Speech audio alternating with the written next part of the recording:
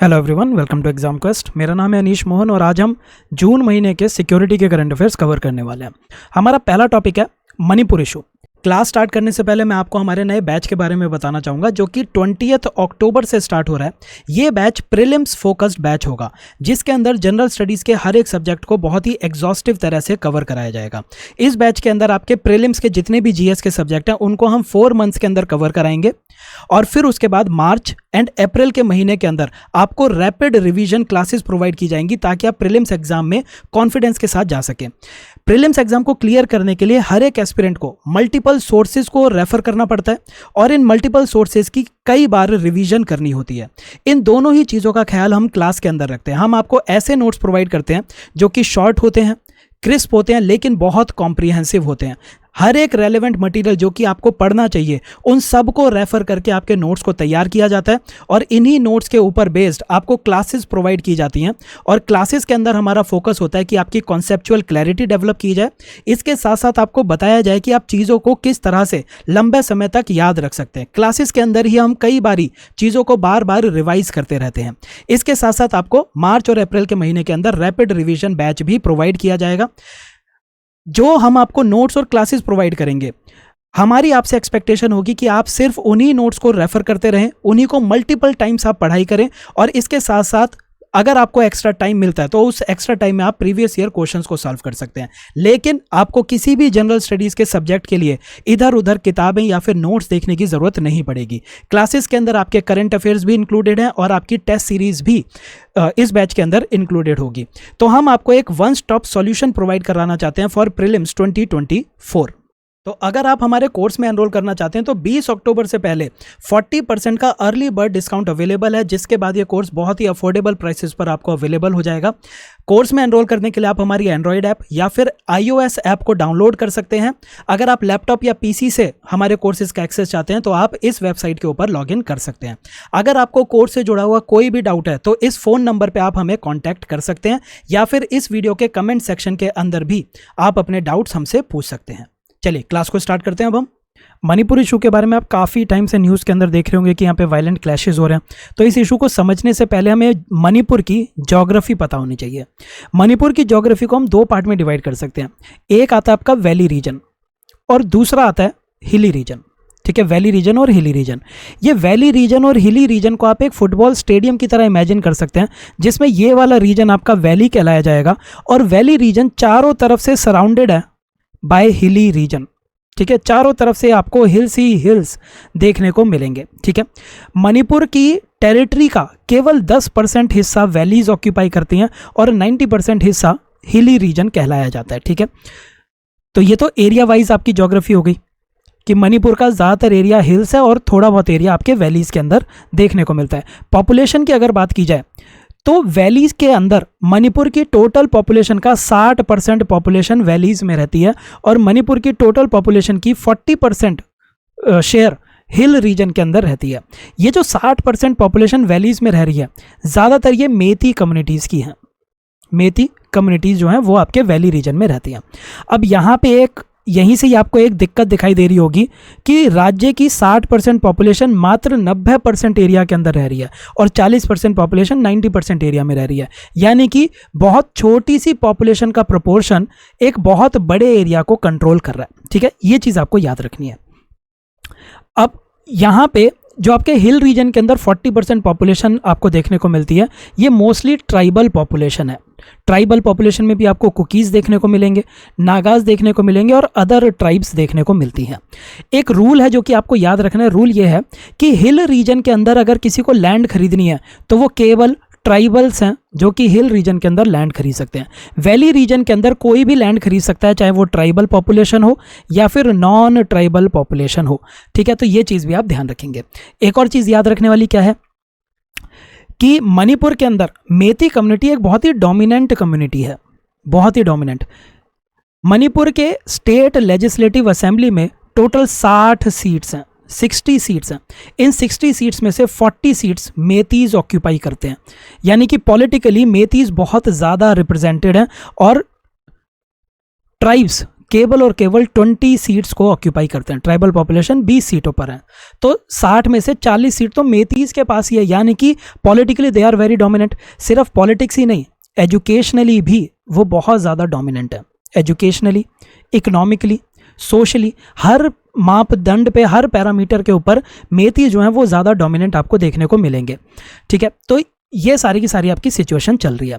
अब आगे बढ़ने से पहले मैं आपके सामने एक क्वेश्चन रखता हूँ। क्वेश्चन का आंसर आप जब ये पूरा टॉपिक खत्म हो जाए तब आप आंसर कीजिएगा।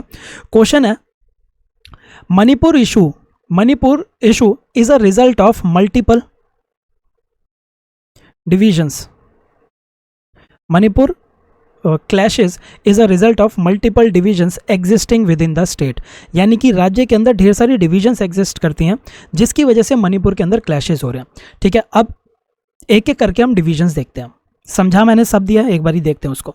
पहली डिवीजन क्या है? पहली है आपकी ज्योग्राफिक डिवीजन। ज्योग्राफिकली वैली और हिल्स के बीच में आपने पूरे राज्य को डिवाइड किया हुआ है। वैली के अंदर आपको मेती पॉपुलेशन की मेजॉरिटी देखने को मिलेगी, और जो आपके हिल रीजन है, हिल रीजन के अंदर आपको ट्राइबल पॉपुलेशन देखने को मिलेगी। कुछ नाम आप याद रखेंगे, जैसे कि चुराचंदपुर, तेंगनूपाल और आपके कनपोपकी। मैं इनको प्रोनाउंस नहीं कर पाऊंगा सही से, इसीलिए आप इसको नाम को अच्छे से रीड कर लीजिएगा। चुराचंदपुर, कंगपोपकी, तेंगनूपाल और जिरीबाम, ये डिस्ट्रिक्ट्स हैं आपके मणिपुर राज्य की। ठीक है, अच्छा अब देखिए, जो वैली रीजन है, राज्य की स्टेट कैपिटल भी आपको वैली के अंदर देखने को मिल रही है। पॉलिटिकली डोमिनेंट जो क्लास है वो भी आपको इसी रीजन के अंदर देखने को मिल रही है। तो ये एक ज्योग्राफिक डिवाइड है जो हमें देखने को मिलता है। ज्योग्राफिक डिवाइड के साथ साथ एक डेमोग्राफिक डिवाइड भी देखने को मिल रहा है। डेमोग्राफिक डिवाइड भी देखने को मिल रहा है, और वो डिवीजन क्या है? वो डिवीजन ये है कि जो मेती कम्युनिटी है, मोस्टली मेती कम्युनिटी आपको अर्बन रीजन में रहती हुई दिखाई देगी, वहीं पे ट्राइबल कम्युनिटी रूरल रीजन के अंदर रह रही है। अर्बन रीजन के अंदर है, इकोनॉमिकली वेल टू डू है, एजुकेशनली वेल टू डू है, तो ये सारी की सारी चीज़ें अभी एग्जिस्ट कर रही हैं। ठीक है, अगली डिवीजन पॉलिटिकल डिवीजन ऑलरेडी बता चुका हूँ। 60 सीटों में से 40 सीटें मेतीस डोमिनेट करते हैं और 20 सीट्स के ऊपर नागाज और कुकीज़ की डोमिनेशन देखने को मिलती है। अगली डिवीजन है रिलीजियस एंड एथनिक डिवीजन।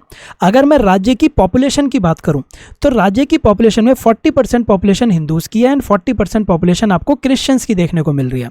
ठीक है, 41 भले ही याद ना रहे। फिर आपको कुछ माइनॉरिटी रिलीजन जैसे कि मुस्लिम्स देखने को मिलते हैं, कुछ अदर कम्युनिटीज़ और सनामाही।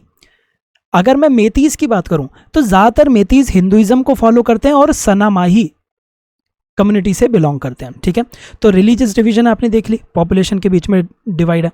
एथनिक डिवीजन की बात की जाए तो मेतीज मोस्टली हिंदुइज्म और सनामाहिज्म को फॉलो करते हैं और वो राज्य की पॉपुलेशन का 53% हिस्सा है। ठीक है, ट्राइब्स की बात करें तो नागाज ज़्यादातर क्रिश्चियंस हैं। कुकीज़ की बात की जाए तो वो भी आपको क्रिश्चियन देखने को मिलेंगे, या फिर सिंपल भाषा में कह सकता हूँ कि मणिपुर के अंदर ट्राइबल पॉपुलेशन मोस्टली क्रिश्चियंस है और आपकी मेती पॉपुलेशन मोस्टली हिंदूज है, सिंपल भाषा में अगर देखा जाए। अब मेतीज क्या कहते हैं? मेतीज कहते हैं कि हमें एसटी स्टेटस चाहिए, एसटी स्टेटस चाहिए। ठीक है, तो एज यूपीएससी एस्पिरेंट हमारा जो अगला टास्क होना चाहिए वो ये कि आखिर मेतीज एससी स्टेटस की डिमांड कर क्यों रहे हैं, उन्हें एसटी स्टेटस की आखिर ज़रूरत क्या पड़ गई। दूसरा, अगर हम इनको एसटी स्टेटस दे देते हैं तो उससे क्या क्या नुकसान हो सकते हैं, यानी कि एसटी स्टेटस देने के फॉर्म में हमें कुछ पॉइंट्स तैयार करने हैं और एसटी स्टेटस ना देने के कुछ पॉइंट्स तैयार करने हैं। ठीक है, तो उसको अभी हम देखते हैं। अच्छा, एक और चीज़ आप देख लीजिए, कोई भी क्लैश होता है ना, हर क्लैश के पीछे कुछ ना कुछ इकोनॉमिक रीज़न भी होता है। ठीक है, मणिपुर स्टेट की अगर हम बात करते हैं तो मणिपुर स्टेट के अंदर आपको दो तरह की पॉपुलेशन देखने को मिल रही है, मेतीज एंड ट्राइबल पॉपुलेशन। ठीक है, मेतीज ज़्यादातर आपको अर्बन रीजन में देखने को मिलेंगे। अनएम्प्लॉयमेंट पूरे मणिपुर में ज़्यादा है, मणिपुर में टोटल अनएम्प्लॉयमेंट 9% है according to periodic labour force survey. ठीक है, लेकिन मेतीज के अंदर जो अनएम्प्लॉयमेंट है वो समवेयर अराउंड 7.6% है और ट्राइबल्स के अंदर ये अराउंड 9.5% है। तो अनएम्प्लॉयमेंट की जो रेशियो है वो भी ट्राइबल्स के पास ज़्यादा देखने को मिलती है। This is economic division in the state. तो जो क्वेश्चन मैंने आपको दिया है उसी के फ्रेमवर्क में इसको आप पुट करेंगे। ठीक है, तो अनएम्प्लॉयमेंट रेट आप देख सकते हैं। देखिए, हमारा जो मेजर सोर्स है करंट अफेयर्स का वो है विजन मंथली मैगजीन, बट जून महीने की विजन मंथली मैगजीन सिर्फ एक टॉपिक के ऊपर फोकस करती है, which is migration from Myanmar. हम पूरे के पूरे इशू को एक साथ कवर करेंगे, ठीक है। चलिए अब देखिए, हमें तैयार करना है कि मेती पॉपुलेशन आखिर एसटी स्टेटस की डिमांड क्यों कर रही है। तो मेती पॉपुलेशन क्या कहती है, आपको पोस्ट इंडिपेंडेंस के फर्स्ट लेक्चर के अंदर मैंने बताया था कि मणिपुर राज्य को इंडिया के साथ मर्ज किया गया था 1949 के अंदर। ये सारी की सारी चीज़ें मणिपुर की मैंने आपको बताई हुई हैं। तो मणिपुर की मेती कम्युनिटी क्या कहती है, मेती कम्युनिटी कहती है कि 1949 से पहले मणिपुर एक प्रिंसली स्टेट होता था। मणिपुर एक प्रिंसली स्टेट था और इस प्रिंसली स्टेट के अंदर मेती कम्युनिटी को ट्राइब की तरह रिकॉग्नाइज किया जाता था कि मेती कम्युनिटी एक ट्राइब है। लेकिन 1949 में Manipur got merged with union of India, Bharat का हिस्सा बन गया। After merger Meiteis were not considered as tribal, Meiteis को अब ट्राइबल पॉपुलेशन नहीं माना जाने लगा। तो मेती कम्युनिटी कहती है कि हमारी जो ओरिजिनल ट्राइबल आइडेंटिटी थी हम तो उसी को रीस्टोर करने को कह रहे हैं, और ये डिमांड मेतीज कर रहे हैं सिंस 2012। दूसरी डिमांड ये क्या करते हैं, वो कहते हैं कि वैली केवल 10% रीजन है, वैली रीजन केवल 10% एरिया है और इस 10% एरिया में राज्य की 60% पॉपुलेशन रहती है। वहीं पे हिली रीजन 90% एरिया जिसमें राज्य की 40% पॉपुलेशन रहती है। अगर ये जो 40% पॉपुलेशन है ये ट्राइबल पॉपुलेशन है, tribal population can buy land in valley as well as in hilly region, लेकिन जो नॉन ट्राइबल पॉपुलेशन है, non tribal population can not purchase land in hilly region, वो हिली रीजन में land नहीं खरीद सकते, केवल वैलीज के अंदर लैंड खरीद सकते हैं। तो इसके लिए मेतीज कहते हैं we are being alienated in our own ancestral land, हम अपनी खुद की एंसेस्ट्रल लैंड में एलियनेट होते जा रहे हैं। ऐसा कैसा राज्य है कि हम अपनी ही ज़मीन को खुद नहीं खरीद सकते। तो वो क्या कहते हैं, वो कहते हैं कि हमें भी हिल रीजन के अंदर अपनी लैंड परचेज करने का राइट होना चाहिए, और वो कब मिलेगा, जब हमें मेती कम्युनिटी को भी एक ट्राइबल कम्युनिटी माना जाएगा। ठीक है, मेती अगर ट्राइबल है तो वो यहाँ पे आके लैंड खरीद सकते हैं। ठीक है, फिर मेती क्या कहते हैं, मेती कहते हैं कि अगर आप सेंसस देखो 1951 में हम अराउंड 59% शेयर था हमारी पॉपुलेशन का in the population of Manipur. ठीक है, मणिपुर में 59% शेयर था हमारा। 2011 में हम केवल 44% रह गए, यानी कि हमारी पॉपुलेशन का जो शेयर है वो डिक्लाइन कर रहा है। ठीक है, वो डिक्लाइन कर रहा है। वहीं पे अगर हम ट्राइबल पॉपुलेशन की बात करें तो ट्राइबल पॉपुलेशन का शेयर इंक्रीज कर रहा है, ट्राइबल पॉपुलेशन का शेयर इंक्रीज कर रहा है। तो एक टाइम आएगा जब ट्राइबल पॉपुलेशन ज़्यादा हो जाएगी और मेती पॉपुलेशन कम हो जाएगी, और इसका उन्हें डर है। तो इसीलिए वो क्या कहते हैं, वो कहते हैं कि हमें अपनी लैंग्वेज, अपने कल्चर, अपनी लैंड, ये सब प्रोटेक्ट करने के लिए एसटी स्टेटस दे दो। एक बार हमें एसटी स्टेटस मिल गया तो हमारी ज़मीन हमसे कोई नहीं खरीद पाएगा, हम अपने कल्चर को, अपनी लैंग्वेज को सही से प्रोटेक्ट कर पाएंगे। तो ये भी उनकी एक डिमांड है। ठीक है, अच्छा, अब यहाँ पे एक और इशू देख लेते हैं, इस इशू के बारे में अलग से डिस्कस करेंगे। एक और इशू हम यहाँ पे देख लेते हैं। देखिए, ट्राइबल पॉपुलेशन इंक्रीज हो रही है। पॉपुलेशन कब इंक्रीज होती है, पॉपुलेशन तब इंक्रीज होती है किसी भी रीजन की, मान लीजिए ये रीजन है, तो इस रीजन के अंदर ही अगर ज़्यादा बर्थ होने लग जाए, यानी कि बर्थ रेट हाई हो, ठीक है, तो पॉपुलेशन इंक्रीज होगी। और दूसरा पॉपुलेशन तब इंक्रीज होगी जब बाहर से लोग यहाँ पे आके रहने लग जाएं। अब अगर मैं मणिपुर की बात करूँ तो मणिपुर के बगल में ही आपको एक और देश देखने को मिलता है जिसका नाम है म्यांमार। म्यांमार के अंदर आज की डेट में पॉलिटिकल इंस्टेबिलिटी हमें देखने को मिलती है, पॉलिटिकल इंस्टेबिलिटी, जहां पे डेमोक्रेटिकली इलेक्टेड गवर्नमेंट को हटा के मिलिट्री ने अपना रूल स्टैब्लिश कर लिया, मिलिट्री जुंता का रूल। और मिलिट्री जुंता ट्राइबल पॉपुलेशन की कई बार एथनिक क्लेंजिंग करती है, उनको मारती है, एथनिक क्लेंजिंग किया जाता है। ठीक है, उनको परसिक्यूट किया जाता है। अब म्यांमार से ये जो ट्राइबल पॉपुलेशन है, ये ट्राइबल पॉपुलेशन एथनिक क्लेंजिंग के डर से, परसिक्यूशन के डर से अपने नियर बाय राज्य के अंदर मूव कर जाती है, जो कि मणिपुर है।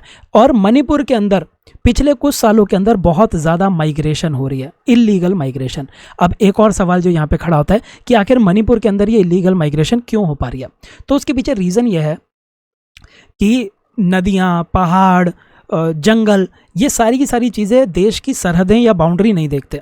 जंगल को जैसे उगना है वो जंगल उगेगा ही, नदी को जैसे बहना है वो बहेगी ही।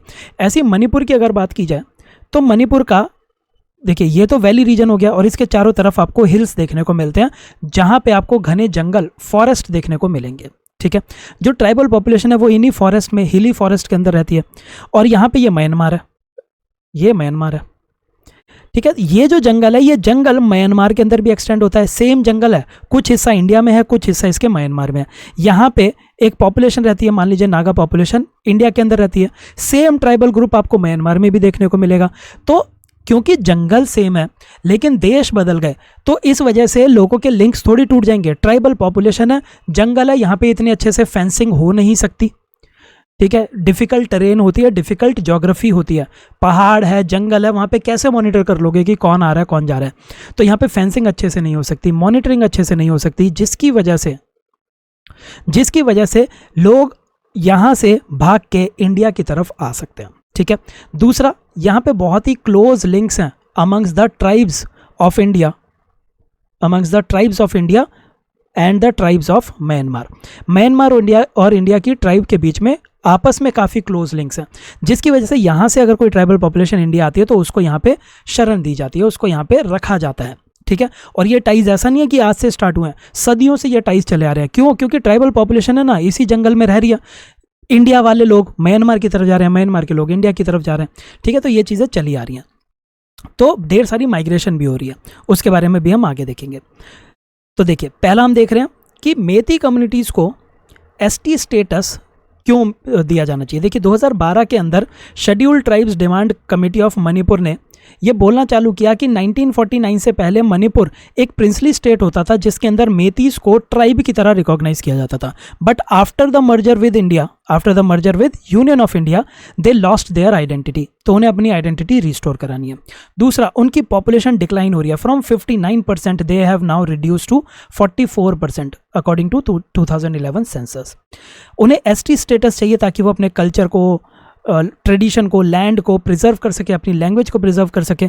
और तीसरा, अगर उनको एसटी स्टेटस दे देंगे तो आउटसाइडर्स उनके एरिया में आके आसानी से रह नहीं पाएंगे। तो इन सब चीज़ों की वजह से Meiteis are demanding ST status, plus they want कि वो अपने ही एरिया के अंदर ज़मीन नहीं खरीद पा रहे।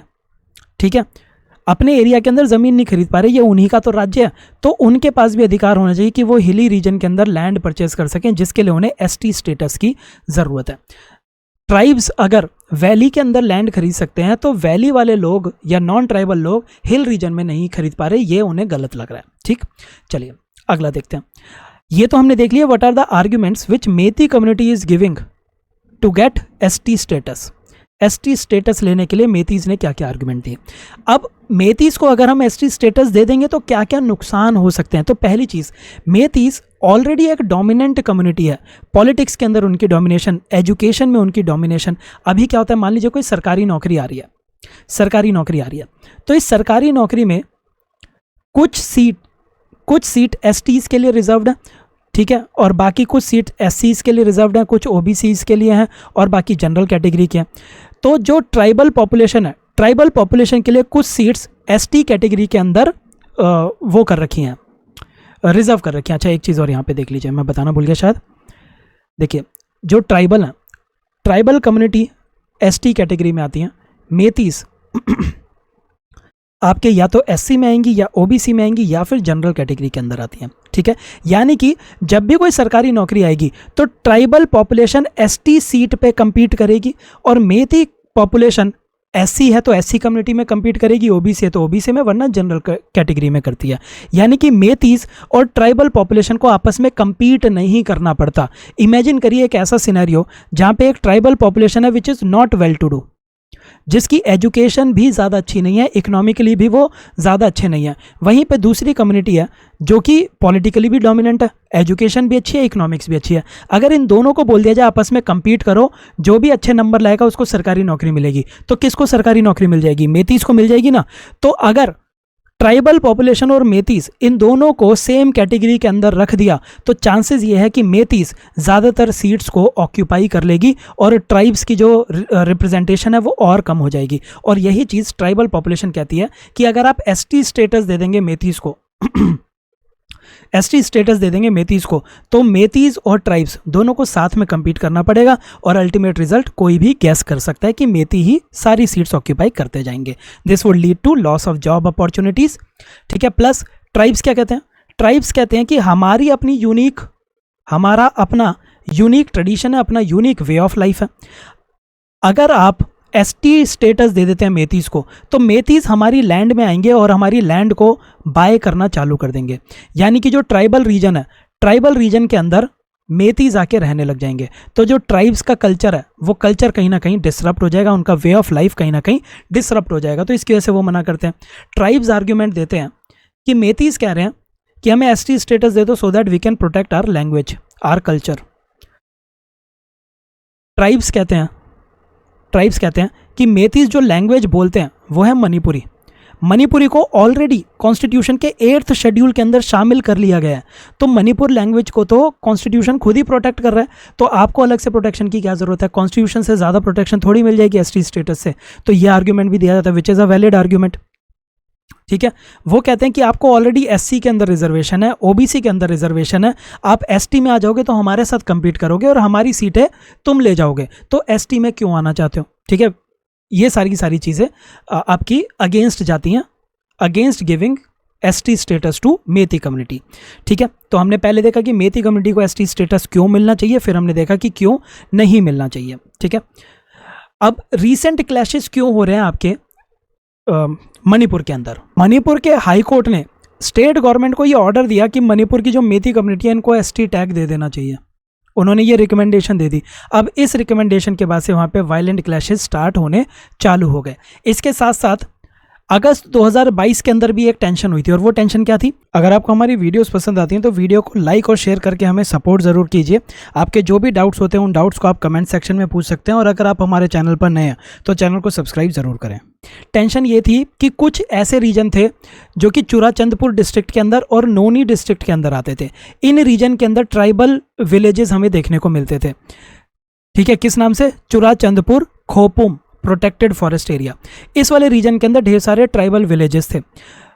सरकार ने, मणिपुर स्टेट गवर्नमेंट ने ये अनाउंस कर दिया कि यहाँ पे जो विलेजेस इस्टेब्लिश हुए हैं ये विलेजेस एनक्रोचर्स हैं और इनको यहाँ से एविक्ट किया जाना चाहिए। ये इलीगली इस एरिया के अंदर अपने आप को सेटल किए हुए हैं। ठीक है, तो इन चीज़ों की वजह से क्लैशेस हुए थे। ठीक है, एक चीज़ आप याद रखेंगे कि मणिपुर के लिए कुछ स्पेशल प्रोविज़न बनाए हुए हैं हमारे कॉन्स्टिट्यूशन में, आर्टिकल 371C के अंदर, जो कि आप पॉलिटी के अंदर पढ़ेंगे, इतने इंपॉर्टेंट नहीं है, एक बारी चाहें तो इसको रीड कर सकते हैं। ठीक है, इन सबको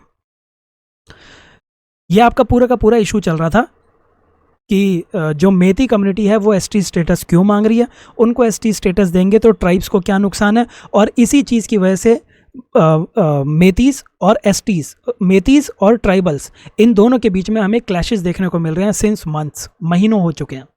अब क्योंकि हम एसटीज़ के बारे में पढ़ रहे हैं तो कुछ चीज़ें हम शेड्यूल्ड ट्राइब के बारे में भी देख लेते हैं कि हमारा कॉन्स्टिट्यूशन क्या क्या बातें कह रहा है। कॉन्स्टिट्यूशन के आर्टिकल्स की बात की जाए तो 2 आर्टिकल रेलेवेंट है जो कि हमें देखने हैं। एक है आपका आर्टिकल नंबर 342। आर्टिकल 342 बताता है कि किस प्रोसीजर से हम किसी कम्युनिटी को शेड्यूल्ड ट्राइब की तरह लिस्ट कर सकते हैं। ठीक है, आर्टिकल 342 प्रोसीजर बताता है। जिस भी कम्युनिटी को आर्टिकल 342 के अकॉर्डिंग एसटी कम्युनिटी डिक्लेयर कर दिया जाएगा उसी को शेड्यूल्ड ट्राइब कहा जाएगा। ठीक है, और ये बात लिखी हुई है आर्टिकल 366 में। देखिए, आर्टिकल अगर सिंपल भाषा में बोला जाए तो आर्टिकल 366 डेफिनेशन प्रोवाइड करता है कि शेड्यूल्ड ट्राइब कौन होंगे, लेकिन ये डायरेक्ट डेफिनेशन नहीं है। आर्टिकल 366 कहता है कि ऐसी कोई भी ट्राइबल कम्युनिटी जिसको आर्टिकल 342 के अंडर शेड्यूल्ड ट्राइब डिक्लेयर कर दिया जाएगा उसको शेड्यूल्ड ट्राइब कहा जाएगा। सिंपल सी बात है ना, जब डिक्लेयर कर ही दिया तो वही कहा जाएगा। तो आर्टिकल 366 एक डेफिनेशन प्रोवाइड करता है। ठीक है, तो 2 आर्टिकल हैं which are related to scheduled tribe, article 342 and article 366। अब हम आखिर किसी भी ट्राइबल कम्युनिटी को शेड्यूल्ड ट्राइब कैसे कहेंगे? क्या इसका कोई क्राइटेरिया, क्या हमारे कॉन्स्टिट्यूशन में क्राइटेरिया लिखा है? नहीं, कोई भी क्राइटेरिया ऐसा नहीं लिखा हुआ हमारे कॉन्स्टिट्यूशन के अंदर। सरकारों ने अपना क्राइटेरिया एक निकाल रखा है जिसको बाय कन्वेंशन हम फॉलो करते हैं। वो तरीका क्या है?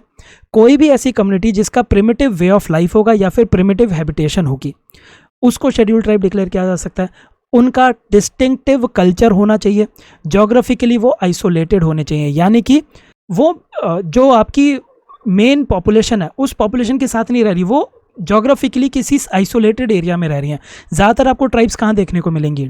आपको देखने को मिलेंगी आइलैंड्स के ऊपर, फॉरेस्ट के ऊपर, आइलैंड, फॉरेस्ट, आपके डेजर्ट के अंदर देखने को मिलेंगी। हिल्स के अंदर देखने को मिलेंगी।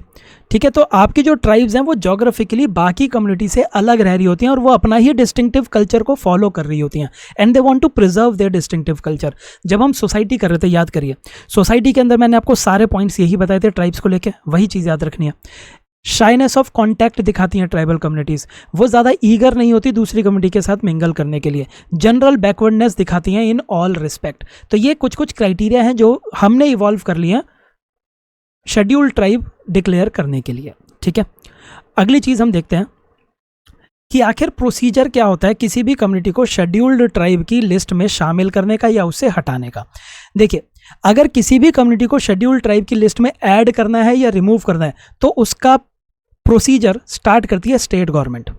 स्टेट गवर्नमेंट प्रपोजल को इनिशिएट करेगी कि मैं फलाना ट्राइब को लिस्ट में ऐड करना चाहती हूँ या हटाना चाहती हूँ। ये जो स्टेट गवर्नमेंट का प्रपोजल है ये सेंट्रल गवर्नमेंट के पास जाता है। किस मंत्रालय के पास जाएगा? मिनिस्ट्री ऑफ ट्राइबल अफेयर्स के पास। मिनिस्ट्री ऑफ ट्राइबल अफेयर्स इस प्रपोजल को एग्जामिन करने के लिए प्रपोजल भेज देती है to registrar general of India. Registrar general of India इसको एग्जामिन करता है। एग्जामिन करके रजिस्ट्रार जनरल ऑफ इंडिया इस प्रपोजल को भेज देता है to national commission for scheduled tribe, और नेशनल कमीशन अपनी रिकमेंडेशन, ठीक है, सारे प्रपोजल को देख के रजिस्ट्रार जनरल ऑफ इंडिया के एग्जामिनेशन को देख के वो अपनी रिकमेंडेशन कैबिनेट को देती है। कैबिनेट को, कौन सी कैबिनेट? Union cabinet. और यूनियन कैबिनेट अगर उस प्रपोजल को एक्सेप्ट कर लेती है तो यूनियन कैबिनेट की एड और एडवाइस पे प्रेसिडेंट जो भी ये प्रपोजल होता है उस प्रपोजल को के ऊपर मोहर लगा देता है। ठीक है, तो ये पूरा का पूरा तरीका है। अगर हमें किसी कम्युनिटी को एसटी लिस्ट में इंक्लूड कराना है तो भी ऐसे ही फॉलो होगा, रिमूव कराना है तो भी ऐसे ही फॉलो होगा। बहुत ही कॉम्प्लिकेटेड तरीका हम इसके अंदर फॉलो करते हैं। ठीक है, लेकिन यही तरीका है जो कि आप फॉलो किया जाता है। एक चीज़ आप इसके अंदर याद रखेंगे कि किसी भी उसको ट्राइब को शेड्यूल्ड ट्राइब की लिस्ट के अंदर इंक्लूड करने के लिए एक बिल लाया जाता है, जिस बिल को मतलब पार्लियामेंट के अंदर एक बिल इंट्रोड्यूस किया जाता है और ये बिल अमेंड करता है constitution order the presidential notification under clause 1 of article 342। ठीक है, जिसको हम कॉन्स्टिट्यूशन ऑर्डर भी कहते हैं। इस प्रेसिडेंशियल नोटिफिकेशन को अमेंड करने के लिए बिल पार्लियामेंट के अंदर लाया जाता है, उसके बाद प्रेसिडेंट इसको एसेंट देते हैं बिल को। ठीक है, ये पूरा का पूरा प्रोसेस इसमें फॉलो किया जाता है। अब क्या क्या बेनिफिट होते हैं एसटी लिस्ट में आने के? एसटी लिस्ट में जैसे आ जाते हैं तो रिजर्वेशन बेनिफिट्स प्रोवाइड किए जाते हैं as per article 15(4), 16(4), 16(4)A, 16(4)B। ठीक है, तो ये सब आप याद रखेंगे। इसके साथ साथ 5th और 6th शेड्यूल के जो बेनिफिट्स होते हैं वो भी प्रोवाइड किए जाते हैं टू शेड्यूल्ड ट्राइब। ठीक है, टू दीज ट्राइबल एरियाज। ठीक है, आई थिंक जो भी एसटी से जुड़े हुए जो भी पॉइंट्स थे वो सारे के सारे हम कवर कर चुके हैं। ये कुछ चीज़ें जो कि आप एक बारी रीड कर लेंगे। ठीक है ना, अब हम आते हैं जो हमारी विजन मंथली मैगजीन के अंदर टॉपिक है illegal immigration and internal security. मैं आपको ऑलरेडी बता चुका हूं कि मणिपुर की जो ट्राइबल पॉपुलेशन है उसके क्लोज लिंक्स हमें देखने को मिलते हैं टू म्यांमार ट्राइबल पॉपुलेशन। तो म्यांमार की ट्राइबल पॉपुलेशन इंडिया के अंदर माइग्रेट कर रही है। क्यों माइग्रेट कर रही है? क्योंकि म्यांमार के अंदर उनकी एथनिक क्लेंजिंग की जा रही है, उनका परसिक्यूशन किया जा रहा है। तो अपनी इस परसिक्यूशन, किलिंग, एथनिक क्लेंजिंग, इन सब से बचने के लिए वो इंडिया की तरफ आ रहे हैं। यहाँ पे आप सभी को पता होगा माइग्रेशन जब भी पढ़ा जाता है तो माइग्रेशन के अंदर हम दो चीज़ें पढ़ते हैं। एक तो कुछ पुश फैक्टर्स होते हैं, push factors which are pushing people away from a region, and कुछ पुल फैक्टर्स होते हैं। पुल फैक्टर्स का मतलब होता है कुछ ऐसे factor which are pulling people in that region. ठीक है, मान लीजिए ए के अंदर पॉलिटिकल इंस्टेबिलिटी है, यहाँ पे बहुत ज़्यादा दंगे हो रहे हैं, तो ये पुश फैक्टर हो गया। लोग इसके अंदर रहना नहीं चाहेंगे, लोग यहाँ से बाहर भागना चाहेंगे, तो ये फैक्टर लोगों को बाहर भगा रहे हैं, इनको पुश फैक्टर कहते हैं। पुल फैक्टर अपनी तरफ खींचना। तो मान लीजिए जो दूसरा रीजन है इसके अंदर बहुत ही अच्छी पॉलिटिकल स्टेबिलिटी देखने को मिल रही है, इकोनॉमिक ग्रोथ है, जॉब अपॉर्चुनिटी है, तो लोग यहाँ पे आएंगे, इसको पुल फैक्टर कहते हैं। तो इलीगल माइग्रेशन जो हम वहाँ से देख रहे हैं, म्यांमार से इंडिया की तरफ देख रहे हैं, वो आपको पुश और पुल दोनों फैक्टर्स के अंदर डिवाइड करके देखनी होगी। अगर मैं पुश फैक्टर की बात करूं तो एक तो वही हो गया एथनिक क्लेंजिंग, परसिक्यूशन, फिर पॉलिटिकल इंस्टेबिलिटी, फिर lack of growth in Myanmar region. Myanmar के अंदर अब लैक ऑफ ग्रोथ हमें देखने को मिल रही है। ये सारे के सारे रीजन हो गए। पुल फैक्टर क्या हो जाएंगे? पुल फैक्टर पहला close links with tribal population of India. Tribal population के साथ क्लोज लिंक है, यहाँ पे आ जाएंगे तो उन्हें अपने घर जैसा ही लगेगा, ठीक है, हमेशा से उनके लिंक रहे हैं। दूसरा, जॉब अपॉर्चुनिटीज़। तीसरा, पॉलिटिकल स्टेबिलिटी यहाँ पे आपको देखने को मिल रही है। तो पुश और पुल फैक्टर्स जिनकी वजह से म्यांमार से 4000 के आसपास लोग जो हैं वो मणिपुर के अंदर ऑलरेडी माइग्रेट कर चुके हैं, ठीक है। न्यूज़ ये सब हम देख चुके हैं, ट्रिगर पॉइंट भी हमने देख लिया, म्यांमार की इंस्टेबिलिटी के बारे में भी। 2001 के अंदर म्यांमार के अंदर कू हुआ था, जिसके बाद से 4000 से ज़्यादा रेफ्यूजीज इंडिया में मणिपुर में आ चुके हैं, ठीक है, जिसकी वजह से ट्राइबल पॉपुलेशन ज़्यादा तेज़ी से इंक्रीज हो रही है as compare to Meitei population, ठीक है। एक स्टैटिस्टिक्स आप याद रख सकते हैं, आई थिंक ऊपर लिखा भी होगा, मैं फिर से आपको बता देता हूँ कि 2001 से लेके 2011 तक इन 10 सालों के अंदर मेती पॉपुलेशन हैज़ इंक्रीज्ड बाय 16%, 16% से मेती पॉपुलेशन इंक्रीज हुई है। Tribal population has increased by 40%, इतना ज़्यादा इंक्रीज है, ठीक है। क्यों? क्योंकि माइग्रेशन बहुत ज़्यादा हो रही है। तो अब आपसे किस तरह के क्वेश्चन पूछे जा सकते हैं? देखिए, सिक्योरिटी से जुड़ी हुई चीज़ें हम पढ़ रहे हैं। तो पहला, ये जो माइग्रेशन हो रही है, ये माइग्रेशन किस तरह से इंडिया की इंटरनल सिक्योरिटी के लिए थ्रेट बनी हुई है? किस तरह से? देखो, इंडिया के नॉर्थ ईस्ट रीजन के अंदर ढेर सारे टेरर आउटफिट्स हमें देखने को मिलते हैं, ठीक है, ढेर सारे मिलिटेंट आउटफिट्स देखने को मिलते हैं। किस तरह के? National socialist council of Nagaland, NSCN, ULFA देखने को मिलता है, उल्फा, ठीक है, उल्फा मिलिटेंट जो कि आसाम के अंदर एक्टिव थे। अब जब इस तरह इतनी ज़्यादा माइग्रेशन होगी फ्रॉम म्यांमार टू इंडिया, तो इस माइग्रेशन के अंदर हो सकता है कि म्यांमार के जो मिलिटेंट्स हैं, म्यांमार के मिलिटेंट्स भी इंडिया के अंदर एंटर कर जाएं। ये मिलिटेंट इंडिया के मिलिटेंट के साथ मिलकर इंडिया की इंटरनल सिक्योरिटी को हार्म कर सकते हैं। दूसरा इशू क्या यहाँ पे देखने को मिलता है? ट्रैफिकिंग, ह्यूमन ट्रैफिकिंग यहाँ पे बहुत ज़्यादा हो सकती है, स्पेशली ऑफ विमेन की ट्रैफिकिंग बहुत ज़्यादा हो जाएगी, ठीक है। बॉर्डर कैसे? अच्छा, पुल फैक्टर के अंदर एक और रीज़न आप लिख सकते हैं, इंडिया और म्यांमार के बीच में जो बॉर्डर हैं, दे आर पोरस बॉर्डर हैं, कोई खास फेंसिंग नहीं हो रखी, पोरस बॉर्डर है। और जो टेरेन है, terrain is difficult to monitor, तो मॉनिटरिंग नहीं हो रही, जिसकी वजह से माइग्रेशन बिकम्स ईजी।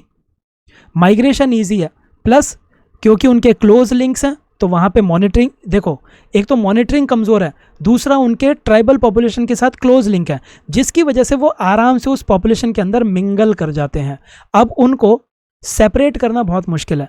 जो इंडिया के नागा हैं और जो म्यांमार के नागाज़ हैं, आप देख के बता ही नहीं सकते कि कौन से नागाज़ म्यांमार के हैं, कौन से इंडिया के हैं। तो वो पॉपुलेशन के अंदर ही मिंगल हो गए, अब वो उस पॉपुलेशन का हिस्सा बन गए। अब इसके साथ एक और चैलेंज भी आ जाता है। चैलेंज क्या है? क्योंकि वो पॉपुलेशन का हिस्सा बन गए हैं, क्लोज लिंक्स उनके साथ हैं, उन्हें देख के ये पता नहीं लगाया जा सकता कि वो इंडिया के हैं या फिर किसी और देश से आए हैं। तो इस वजह से अपने क्लोज लिंक्स को यूज़ करके they also get official documents made. उन्होंने अपने ऑफिशियल डॉक्यूमेंट्स भी बनवा लिए हैं, जैसे कि आधार कार्ड, ठीक है, आधार कार्ड बनवा लिया उन्होंने, वोटिंग कार्ड्स बनवा लिए। अब वोटिंग कार्ड्स अगर उन्होंने बनवा लिया तो ये कहीं ना कहीं हमारी डेमोक्रेसी के लिए खतरा है। क्यों? वोटिंग कार्ड है तो आगे जाके ये इलेक्शन में वोट भी डालेंगे, वोट डालेंगे तो बाहर के लोग इंडिया के इलेक्शन के रिजल्ट को डिटरमाइन कर रहे हैं, तो ये इंडिया के लिए एक और खतरा है इंटरनल सिक्योरिटी को, तो ये भी आप याद रखेंगे, ठीक है ना। तो ये सारे के सारे चैलेंजेस हैं आपके सामने, ठीक है। फिर जो ओरिजिनल इनहेबिटेंट्स हैं, ओरिजिनल इनहेबिटेंट्स लाइक मेती कम्युनिटी प्लस में इन माइग्रेंट्स, जो माइग्रेंट्स हैं जो अंदर आए हैं, इनके बीच में भी हमें टेंशन देखने को मिल सकती है, जो कि हमें देखने को मिल भी रही है। कई बारी क्लैशेस भी हो जाते हैं। जब माइग्रेशन किसी एक रीजन के अंदर बाहर से ढेर सारे लोग आने लगेंगे, तो उस रीजन के रिसोर्सेज को लेके कंपटीशन इंक्रीज हो जाएगा। हर कोई अब इस रिसोर्सेज के ऊपर अपना कंट्रोल करना चाहता है, ठीक है। तो competition for resources would increase.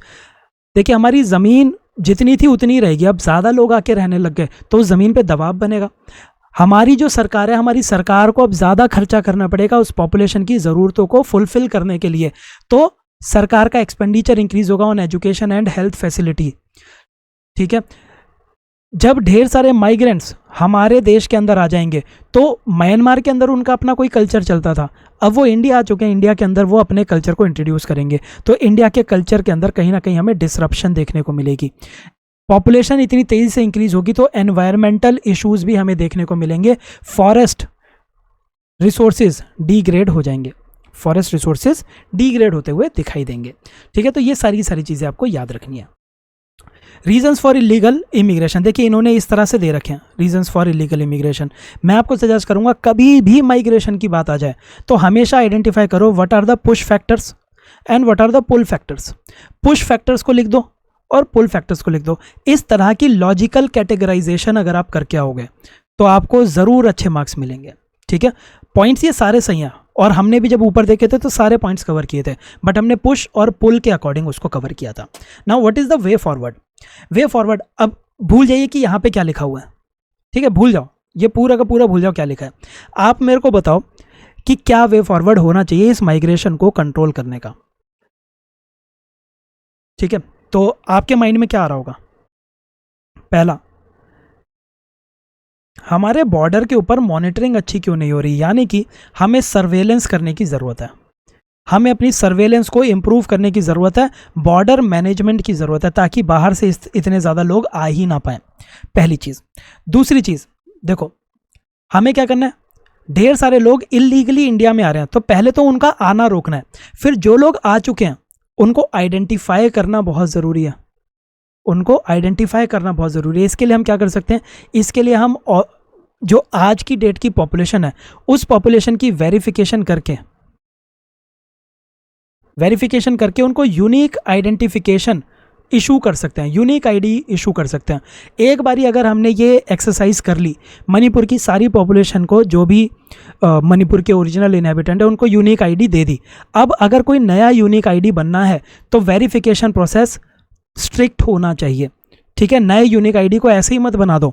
तो इस यूनिक आईडी से हम ये आइडेंटिफाई कर सकते हैं कि कौन कौन से लोग नए हैं जो हमारे देश के अंदर आ रहे हैं। तो पहले तो इलीगल माइग्रेशन को रोकने की कोशिश करो, दूसरा वेरिफिकेशन करके यूनिक आइडेंटिटी दे दो ताकि अगर कोई घुस आया है तो उसको आइडेंटिफाई किया जा सके। और इन दोनों चीज़ों को करने के लिए हमें तीसरी चीज़ की ज़रूरत है, और वो क्या है? Role of community. देखिए, अगर सरकारों के पास इतना पैसा नहीं है, इतनी पुलिस फोर्स नहीं है कि वो बॉर्डर को इफेक्टिवली मैनेज कर पाए, this is a reality which we have to accept. ऐसे में जो कम्युनिटी का रोल होता है वो बहुत इंपॉर्टेंट हो जाता है। ठीक है, देखिए कम्युनिटी पुलिसिंग, ये सारी की सारी चीज़ें आपने सुनी होंगी। कम्युनिटी का रोल क्या है? कम्युनिटी का रोल होता है कि अगर उन्हें कोई संदिग्ध व्यक्ति दिख रहा है तो वो जाके पुलिस को रिपोर्ट कर दें। पुलिस के चंगुल से वो छूट गया, बॉर्डर से वो निकल के आ चुका है, कम्युनिटी ने पुलिस को बता दिया। अब पुलिस जो है वो चेक करती रहेगी कि वो क्या क्या एक्टिविटी कर रहा है, वो सारी वेरिफिकेशन करेगी। वेरिफिकेशन के टाइम पर कम्युनिटी से पूछा जाएगा कि तुम बताओ कि वाकई में ये इंसान यहीं पे रहता था, ओरिजिनल इनहेबिटेंट है। अगर ओरिजिनल इनहेबिटेंट नहीं है तो हमने उसको आइडेंटिफाई कर लिया, इलीगली आया है। तो कम्युनिटी का रोल बहुत इंपॉर्टेंट हो जाता है। तो इसीलिए जब हम डिफेंस की बात करते हैं तो एक कॉन्सेप्ट आता है कम्युनिटी पॉलिसिंग। ये टर्म याद रखिए, ठीक है। कम्युनिटी पॉलिसिंग ये एक इंपॉर्टेंट कॉन्सेप्ट है जो कि इंडिया की इंटरनल सिक्योरिटी में इंपॉर्टेंट रोल प्ले कर सकता है। तो उसको भी आप यहाँ पे यूटिलाइज करेंगे, लिख के आना, ठीक है। एक्स्ट्रा पॉइंट मिलते हैं इन चीज़ों के, ठीक। कम्युनिटी की हमें हेल्प लेनी पड़ेगी। और क्या किया जा सकता है? म्यांमार के साथ हमें अपने रिलेशन करने चाहिए ना, म्यांमार के साथ डायलॉग इंप्रूव करो। म्यांमार से बोलो कि ये रेफ्यूजी क्राइसिस क्यों हो रहा है, और म्यांमार के ऊपर दबाव देने के लिए हम इंटरनेशनल ऑर्गेनाइजेशन का भी यूज़ कर सकते हैं, ठीक है। हम बिम्स्टेक का यूज़ कर सकते हैं, बिम्स्टेक ऑर्गेनाइजेशन का इस्तेमाल कर सकते हैं ताकि हम डायलॉग कर सकें म्यांमार के साथ कि इतने रेफ्यूजी यहाँ पे क्यों आ रहे हैं। इंटरनेशनल कम्युनिटी का प्रेशर बना सकते हैं म्यांमार के ऊपर कि म्यांमार के अंदर एथनिक क्लेंजिंग ना हो, वहाँ पे किसी भी कम्युनिटी की परसिक्यूशन ना हो, और जल्द से जल्द वहाँ पे इलेक्टेड डेमोक्रेटिक गवर्नमेंट स्टैब्लिश कर दी जाए। तो ये सारे के सारे तरीके बिना पढ़े भी हम लिख के आ सकते हैं, ठीक है। अब कुछ पॉइंट्स हैं जो हम यहीं से देख लेते हैं कि आपकी मैगजीन के अंदर क्या क्या पॉइंट्स आपको दिए हुए हैं। पहला, अच्छा ये एक बहुत इंपॉर्टेंट पॉइंट है, इंडिया की आज तक कोई भी रेफ्यूजी पॉलिसी नहीं बनी है और इंडिया को एक रेफ्यूजी पॉलिसी की ज़रूरत है। No refugee policy till date. Refugee policy क्यों? क्योंकि इंडिया के अंदर ढेर सारे लोग हैं जो माइग्रेट करके आते हैं, जिनको परसिक्यूट किया जाता है। अब परसिक्यूशन हुई है तो उनको इंडिया के अंदर रेफ्यूजी का टैग दे के उन्हें यहाँ पे शरण दी जा सकती है। लेकिन इंडिया की कोई पॉलिसी नहीं है। कुछ रेफ्यूजीज़ को हो सकता है कि हम इंडिया शरण ना देना चाहें और उन्हें वापस भेजना चाहें, पर किस पॉलिसी के अंडर भेजना है तो कुछ भी अभी तक क्लियर नहीं है। बहुत ही टेम्पररी तरीके से, एडहॉक तरीके से चीज़ें मैनेज की जाती हैं रेफ्यूजी की टर्म्स में। तो हमें एक इफेक्टिव और होलिस्टिक रेफ्यूजी पॉलिसी की ज़रूरत है। हमें डिप्लोमेटिक एफर्ट करना होगा नेबरिंग कंट्री के साथ ताकि वो कॉपरेट करें हमारे साथ, जो अभी आपको मैंने बताया। यूनिक आइडेंटिटी कार्ड्स इशू कर दो, जितने भी बॉर्डर लैंड पे लोग रह रहे हैं सबको यूनिक आइडेंटिटी कार्ड इशू कर दिया जाए। बॉर्डर फेंसिंग होनी चाहिए। बिम्स्टेक जैसे फोरम को यूज़ किया जाना चाहिए इलीगल माइग्रेशन के ऊपर डिबेट्स एंड डिस्कशन करने के लिए। फिर जो बॉर्डर गार्ड्स हैं, border guards like BSF and ITBP, उनको स्ट्रेंथन करने की ज़रूरत है। अब ये जो बॉर्डर गार्ड्स हैं इसके बारे में थोड़ी सी बात कर लेते हैं। देखिए, इंडिया का मैं अभी एक रफ मैप बनाने वाला हूँ, ठीक है।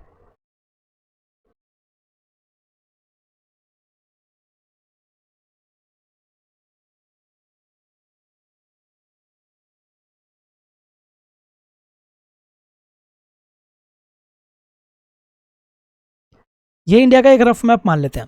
इस रफ मैप पे इधर पाकिस्तान है, इधर बांग्लादेश है। पाकिस्तान और बांग्लादेश के बॉर्डर पे इंडिया की कौन सी फौज तैनात है? सेंट्रल आर्म्ड पुलिस फोर्सेस कहलाई जाती हैं ये, ठीक है। कौन कौन सी? पाकिस्तान और बांग्लादेश के बॉर्डर पे आपको बॉर्डर सिक्योरिटी फोर्स बीएसएफ देखने को मिलती है। यहाँ पे बीएसएफ है और यहाँ पे भी आपको बीएसएफ देखने को मिलेगी, ठीक है। इंडिया और चाइना, इंडिया और चाइना, इंडिया और चाइना बॉर्डर की अगर बात की जाए तो इंडिया, या फिर इंडिया और तिब्बत बॉर्डर की, इंडिया तिब्बत बॉर्डर की बात की जाए तो यहाँ पे Indo Tibet border police force ITBP को तैनात किया जाता है। नेपाल, यहाँ पे नेपाल आता है ना। नेपाल की अगर बात की जाए तो इंडिया और नेपाल के बॉर्डर पे आपका नेपाल और भूटान, यहाँ पे भूटान मान लेते हैं। नेपाल और भूटान के बॉर्डर पे आपको सशस्त्र सीमा बल देखने को मिलेगा, सशस्त्र सीमा बल। बीएसएफ बांग्लादेश और पाकिस्तान के साथ, आईटीबीपी तिब्बतन रीजन के साथ, सशस्त्र सीमा बल या आपके नेपाल और भूटान रीजन के साथ, ठीक है। और कौन सी बचती है आपकी? म्यांमार, म्यांमार के साथ आपको असम राइफल, आपको असम राइफल देखने को मिलेगी, ठीक है। एक और आपकी सेंट्रल आर्म्ड पुलिस फोर्स होती है जिसको सीआईएसएफ कहा जाता है, जो कि इंडस्ट्रियल कॉम्प्लेक्सेस को सिक्योरिटी प्रोवाइड कर रही होती है। तो ये कुछ सिक्योरिटी फोर्सेज हैं जो आप याद रखेंगे, ठीक है ना। तो इसके साथ हमारा पूरा टॉपिक कवर हो जाता है, हाँ ठीक है। इसके साथ हमारा ये पूरा का पूरा टॉपिक कवर होता है। प्राइवेट मिलिट्री कंपनी, ये न्यूज़ में क्यों आया था? क्योंकि अभी कुछ महीनों पहले ही रशिया के अंदर एक प्राइवेट मिलिट्री ग्रुप जिसका नाम है वैगनर ग्रुप, इस वैगनर ग्रुप ने रशिया के अंदर रिबेलियन कर दिया था। रशिया की जो कन्वेंशनल मिलिट्री है उस कन्वेंशनल मिलिट्री को क्रिटिसाइज किया था। पुतिन के अगेंस्ट भी ढेर सारी बातें बोली गई थी। अब इस वैगनर ग्रुप का जो लीडर था येवजेनी प्रिगोजिन, उसको माना जा रहा है कि उसकी मौत हो गई है, ठीक है, वो मर चुका है, ही इज़ डेड नाउ, ठीक। तो प्राइवेट मिलिट्री कंपनी आखिर होती क्या है? प्राइवेट मिलिट्री कंपनी जैसा नाम वैसा काम। ये ऐसी मिलिट्री कंपनीज होती हैं जो कि प्राइवेटली ओन्ड होती है, कोई सरकार इसको कंट्रोल नहीं करती, बल्कि कोई प्राइवेट इंडिविजुअल इनको एस्टेब्लिश करता है और ये मिलिट्री सर्विसेज प्रोवाइड करते हैं, मिलिट्री सर्विसेज प्रोवाइड करते हैं कॉन्ट्रैक्ट बेसिस पर। इनका एक यूज केस जो हमें देखने को मिलता है वो पायरेसी के केस में देखने को मिलता है। जैसे कि मर्चेंट नेवी का कोई व्हीकल मान लीजिए ए जगह से दूसरी जगह पे जा रहा है और रास्ते में सोमाली पायरेट्स का खतरा है, तो इन सोमाली पायरेट्स के खतरे से बचाने के लिए इस जहाज़ के ऊपर प्राइवेट मिलिट्री कंपनी के मर्सिनरीज को हायर कर लिया जाता है और ये मर्सिनरीज इस जहाज़ को सिक्योरिटी प्रोवाइड करते हैं, ठीक है। तो मिलिट्री सर्विसेज प्रोवाइड करने के लिए ये प्राइवेट मिलिट्री कंपनी बनी है। अब इनके साथ इशू क्या होता है? इनके साथ इशू ये है कि मान लीजिए कोई देश है ए, इस ए देश के बी देश के साथ अच्छे रिलेशन नहीं है, तो ये ए देश किसी प्राइवेट मिलिट्री कंपनी के मर्सिनरीज को कॉन्ट्रैक्ट देगा कि बी देश में जाके किसी इंसान को मार के आ जा, ठीक है, किसी इंसान को मार के आ जा। अब ये प्राइवेट मिलिट्री कंपनी जाके उसको मारेगी। अगर इस प्राइवेट मिलिट्री कंपनी के किसी इंसान को बी देश कैप्चर भी कर लेता है तो ए क्या बोलेगा? ए बोलेगा कि ये हमारे मिलिट्री का आदमी था ही नहीं, हम तो इसको जानते ही नहीं। यानी कि ए देश के पास ईजी डिनाएबिलिटी होती है, वो आसानी से इसको डिनाई कर सकता है, ईजी डिनाएबिलिटी है। मेरा इसके अंदर कोई हाथ नहीं है, मैं इसको नहीं जानता, मेरे मिलिट्री के रिकॉर्ड में ये आदमी नहीं है, क्योंकि वो वाकई में उसकी मिलिट्री में नहीं है, वो तो कॉन्ट्रैक्ट के बेसिस पर हायर किया गया था। तो ईजी डिनाइबिलिटी होने की वजह से जियो पॉलिटिक्स के अंदर जो ये प्राइवेट मिलिट्री कंपनी है, इनका रोल इंक्रीज होता जा रहा है, और ये माना जा रहा है कि आने वाले टाइम के अंदर जियो पॉलिटिकली ये बहुत ही इंपॉर्टेंट रोल प्ले कर सकती हैं। अगर आपको हमारी वीडियोस पसंद आती हैं तो वीडियो को लाइक और शेयर करके हमें सपोर्ट ज़रूर कीजिए। आपके जो भी डाउट्स होते हैं उन डाउट्स को आप कमेंट सेक्शन में पूछ सकते हैं, और अगर आप हमारे चैनल पर नए हैं तो चैनल को सब्सक्राइब ज़रूर करें।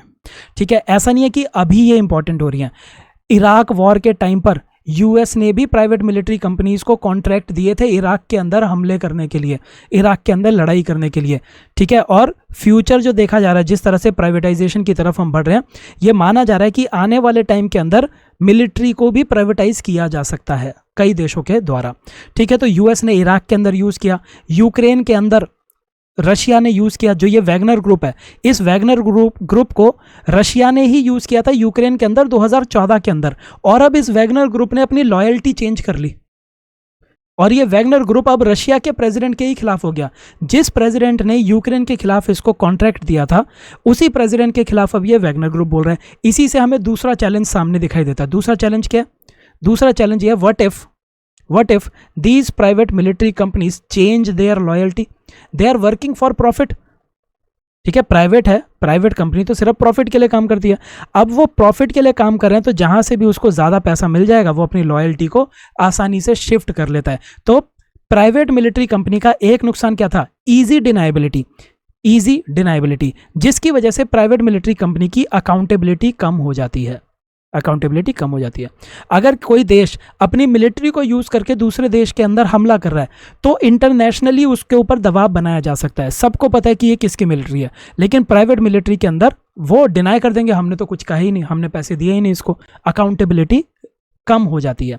दूसरा खतरा, लॉयल्टी कभी भी शिफ्ट कर सकती है ये प्राइवेट मिलिट्री कंपनी। किसी हमारी देश की जो फौज है, वो जो एक नेशनैलिटी की फीलिंग होती है, कि नेशनलिज्म की फीलिंग होती है कि हम इस देश के नागरिक हैं, हमें इस लोगों को प्रोटेक्शन प्रोवाइड करनी है, हम इसलिए सर्विस कर रहे हैं। हमारी आर्मी की कोई सैलरी बहुत ज़्यादा थोड़ी होती है, पर वो काम क्यों कर रहे हैं? क्योंकि उन्हें देश की सेवा करनी है।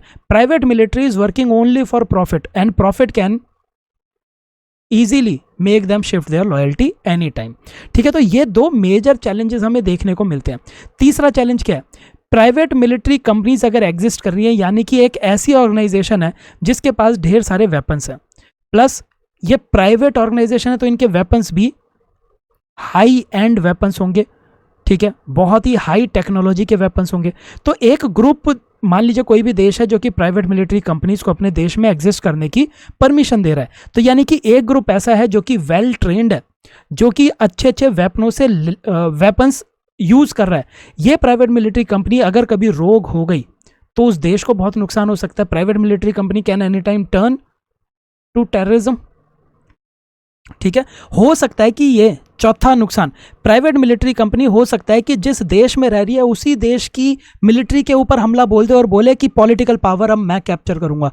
ये क्या कू नहीं कर सकते? बिल्कुल कू कर सकते हैं। इनके पास हथियार है, इनके पास हथियार हैं, वो भी अच्छे वाले, और ये वेल ट्रेंड है। उसी देश की मिलिट्री पे हमला करके क्या पता पॉलिटिकल कू कर दें। तो ये सारी के सारे चैलेंजेस हमें प्राइवेट मिलिट्री कंपनीज के साथ देखने को मिलते हैं, और हमें ये ध्यान में रखना होगा। दूसरा सवाल ये आता है कि आखिर ये प्राइवेट मिलिट्री कंपनीज इतनी इंपॉर्टेंट क्यों होती जा रही हैं? इंपॉर्टेंट इसलिए है, पहला, सस्ती है, they are cheaper than maintaining your own military. हर देश अपनी खुद की मिलिट्री बनाए, उसमें बहुत पैसा लगता है। प्राइवेट मिलिट्री कंपनी को कॉन्ट्रैक्ट दो, वो तुम्हारा काम करके आ जाएगा। चीप है, फ्लेक्सिबल है, इससे कोई बड़ी मिलिट्री किसी देश को रखने की ज़रूरत ही नहीं पड़ेगी, इन प्राइवेट प्लेयर्स को कॉन्ट्रैक्ट दे दिया जाएगा। Private military companies can also be used for training your own military. ये जो प्राइवेट मिलिट्री कंपनी है, ये आपको ट्रेनिंग प्रोवाइड कर सकते हैं आपके देश की मिलिट्री को। प्राइवेट होने की वजह से टेक्नोलॉजिकली ये कोई ना कोई एडवांसमेंट लेके आएंगी। प्राइवेट सेक्टर हमेशा टेक्नोलॉजी को एडवांस करने की कोशिश करता है, तो टेक्नोलॉजिकल एडवांसमेंट ज़्यादा हमें देखने को मिलेगी। चौथा जियो पॉलिटिकल इंटरेस्ट को फुलफिल करने के लिए इन प्राइवेट मिलिट्री कंपनीज को यूज़ किया जा सकता है, जैसे यूएस ने इराक के अंदर किया, रशिया ने यूक्रेन के अंदर किया। अभी जो वैगनर ग्रुप है, वैगनर ग्रुप अफ्रीका के बहुत सारे देशों के अंदर एक्टिवली काम कर रहा है, वेस्ट एशिया के बहुत सारे देशों के अंदर वैगनर ग्रुप एक्टिवली अपनी मिलिट्री सर्विसेज प्रोवाइड कर रहा है। तो जियोपॉलिटिकल इंटरेस्ट को फुलफिल करने के लिए भी ये सारे के सारे काम किए जा सकते हैं, ठीक है। तो इन सब रीज़न की वजह से प्राइवेट मिलिट्री कंपनीज जो हैं आज की डेट में पनप रही हैं और इनके साथ नुकसान हम ऑलरेडी डिस्कस कर चुके हैं। एक और नुकसान में क्या आ जाएगा, एक और हार्म क्या है प्राइवेट मिलिट्री कंपनी से, देखिए इंटरनेशनल रेगुलेशंस की अगर बात की जाए तो एक देश की मिलिट्री के ऊपर तो इंटरनेशनल रेगुलेशन लगी होती हैं, लेकिन प्राइवेट मिलिट्री कंपनी के ऊपर किस तरह की रेगुलेशन लगे इसके ऊपर अभी क्लैरिटी नहीं है। तो इंटरनेशनल रेगुलेशंस की भी बहुत ज़्यादा ज़रूरत है अभी हमें। तो ये प्राइवेट मिलिट्री कंपनी का है। एज सच आपको प्राइवेट मिलिट्री कंपनी के बारे में नहीं पूछा जाएगा, मेंस के अंदर आपसे क्वेश्चन पूछा जा सकता है कि प्राइवेट मिलिट्री कंपनी या फिर प्राइवेटाइजेशन ऑफ मिलिट्री किस तरह से देश को फेवर कर सकती है या नुकसान कर सकती है। तो वो पॉइंट्स हम यहाँ पे देख चुके हैं, ठीक है। एक बार देख लेते हैं नोट्स में क्या क्या पॉइंट्स लिखे हुए हैं। पहला, कॉस्ट इफेक्टिव है, फ्लेक्सिबल है, हमें बड़ी मिलिट्री बनाने की ज़रूरत नहीं पड़ेगी। हम देखिए बहुत सारे ऐसे मिशंस होते हैं which might be controversial for a country to undertake.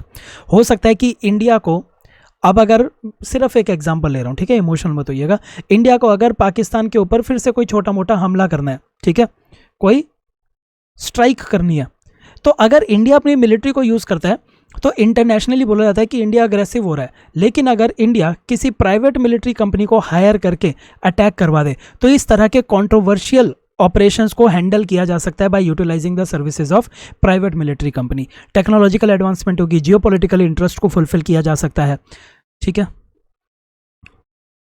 Wagner group, पहली बार 2014 में वैगनर ग्रुप को आइडेंटिफाई किया गया था। रशिया ने इसको कॉन्ट्रैक्ट दिया था यूक्रेन के अंदर, यूक्रेन की बाखमुत सिटी को वैगनर ग्रुप के थ्रू कैप्चर किया गया था।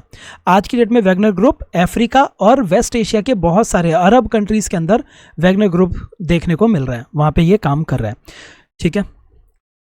अच्छा, इसके अलावा और कौन कौन सी प्राइवेट मिलिट्री कंपनियां, इराक के अंदर यूएस ने black water private military company का इस्तेमाल किया था और ये बहुत क्रिटिसाइज़ की गई थी क्योंकि इसने बहुत ज़्यादा ह्यूमन राइट्स वायलेशन की थी।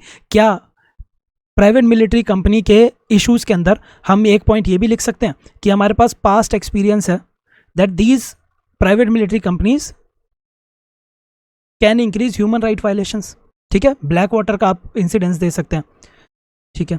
सैंडलाइन इंटरनेशनल ब्रिटेन के अंदर काम कर रही है, साउथ अफ्रीका के अंदर एग्जीक्यूटिव आउटकम्स काम कर रही है। ये सारी की सारी आपकी पीएमसीज हैं अलॉन्ग विद आपके ये Wagner group.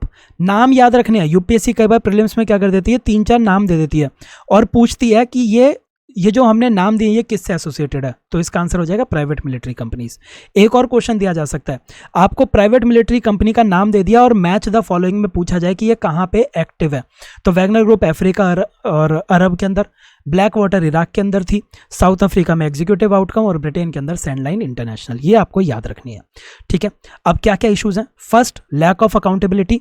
Y lack of accountability? Because there is easy deniability, you can easily deny that you have hired this person or you have hired this company, you can easily deny कि जिस इंसान को पकड़ा है वो तुम्हारी military का है ही नहीं, ठीक है।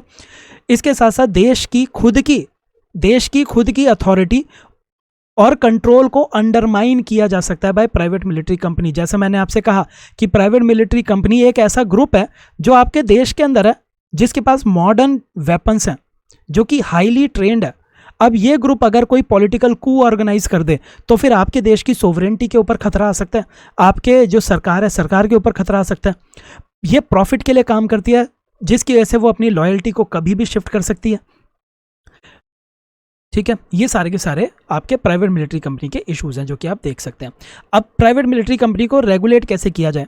रेगुलेट करने के लिए हमें ये इंश्योर करना होगा कि प्राइवेट मिलिट्री कंपनी का यूज़ लीगल भी है और लेजिटिमेट भी है। इललेजिटिमेट मीन्स के लिए इनको यूज़ नहीं किया जा रहा। प्राइवेट मिलिट्री कंपनीज के साथ इस तरह की रेगुलेशन बनाई जानी चाहिए कि वो गवर्नमेंट पॉलिसी को कभी भी अंडरमाइन ना करे।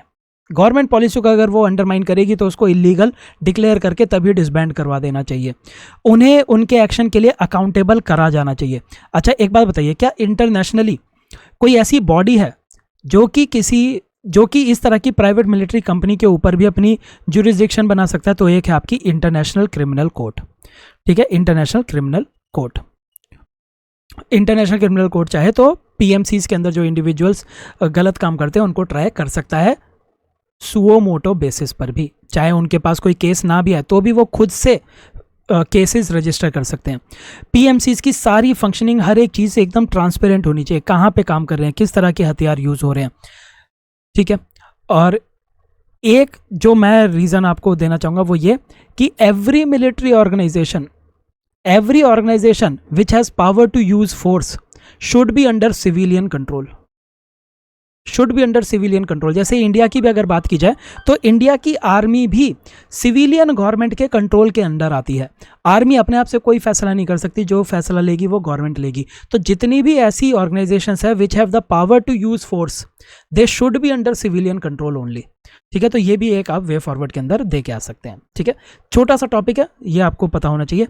अब कुछ न्यूज़ इन शॉर्ट है जो हम कवर करते हैं धीरे धीरे नहीं, जल्दी न्यूज़ इन शॉर्ट। पहली है सिप्री। सिप्री, जब भी नाम सुन लो आप इसका, सिप्री का काम होता है, ये डिसआर्मामेंट के लिए काम कर रहा होता है, ठीक है। ये डिसआर्मामेंट के लिए काम कर रहा होता है, ये बता रहा होता है कि किस देश के पास कितने हथियार आज की डेट में पड़े हैं। तो सिप्री ईयरबुक 2023, सिप्री हर साल अपनी एक ईयर बुक इशू करता है, 2023 की भी वो इशू कर चुका है। और उसने क्या कहा है, उसने कहा है दुनिया में अगर न्यूक्लियर वॉरहेड्स की बात की जाए, न्यूक्लियर वॉरहेड्स की बात की जाए तो largest number of nuclear warheads Russia के पास है, ठीक है। इन्वेंट्री की बात की जाए तो सबसे ज़्यादा इन्वेंट्री रशिया के पास पड़ी है, लेकिन सबसे ज़्यादा न्यूक्लियर वॉरहेड्स जो किसी देश ने डिप्लॉय किए हों, डिप्लॉय का मतलब होता है nuclear warheads which are ready to use, कभी भी इनको इस्तेमाल किया जा सकता है, वो किसके पास है, वो यूएसए के पास है, ठीक है, वो यूएसए के पास है। चाइना अपने न्यूक्लियर वॉरहेड्स को इंक्रीज कर रहा है, ठीक है, सब्सटेंशियली इंक्रीज कर रहा है। और ये माना जा रहा है that India and Pakistan too are increasing their nuclear warheads, ठीक है। अच्छा, ये तो सिर्फ इन्वेंट्री की बात हो रही है कि चाइना भी अपनी इन्वेंट्री इंक्रीज कर रहा है, इंडिया पाकिस्तान भी अपनी इन्वेंट्री इंक्रीज कर रहा है। क्यों इंक्रीज कर रहे हैं, ठीक है, क्या इंडिया को ज़रूरत है अपने न्यूक्लियर वेपन्स की इन्वेंट्री को इंक्रीज करने की? इंडिया के सिक्योरिटी थ्रेट्स जो हैं वो इंक्रीज होते जा रहे हैं। आपको इस तरफ से पाकिस्तान में इंस्टेबिलिटी है, अफगानिस्तान के अंदर तालिबान आ चुका है, वहाँ पे भी इंस्टेबिलिटी हमें देखने को मिल रही है। अगर पाकिस्तान किसी तरह से तालिबान के ऊपर अपना दबदबा और मजबूत कर लेता है तो इंडिया के ऊपर खतरा है। फिर इंडिया के अगर हम नॉर्दर्न बॉर्डर्स की बात करें, तिब्बत के साथ जो लगता है, वहाँ पे चाइना भी अग्रेसिव पॉलिसी फॉलो कर रहा है। अगर आप सारा इंटरनेशनल रिलेशन के लेक्चर आपने देख लिए होंगे तो 5 फिंगर पॉलिसी जो हमने बात की थी, चाइना भी एक अग्रेसिव पॉलिसी फॉलो कर रहा है।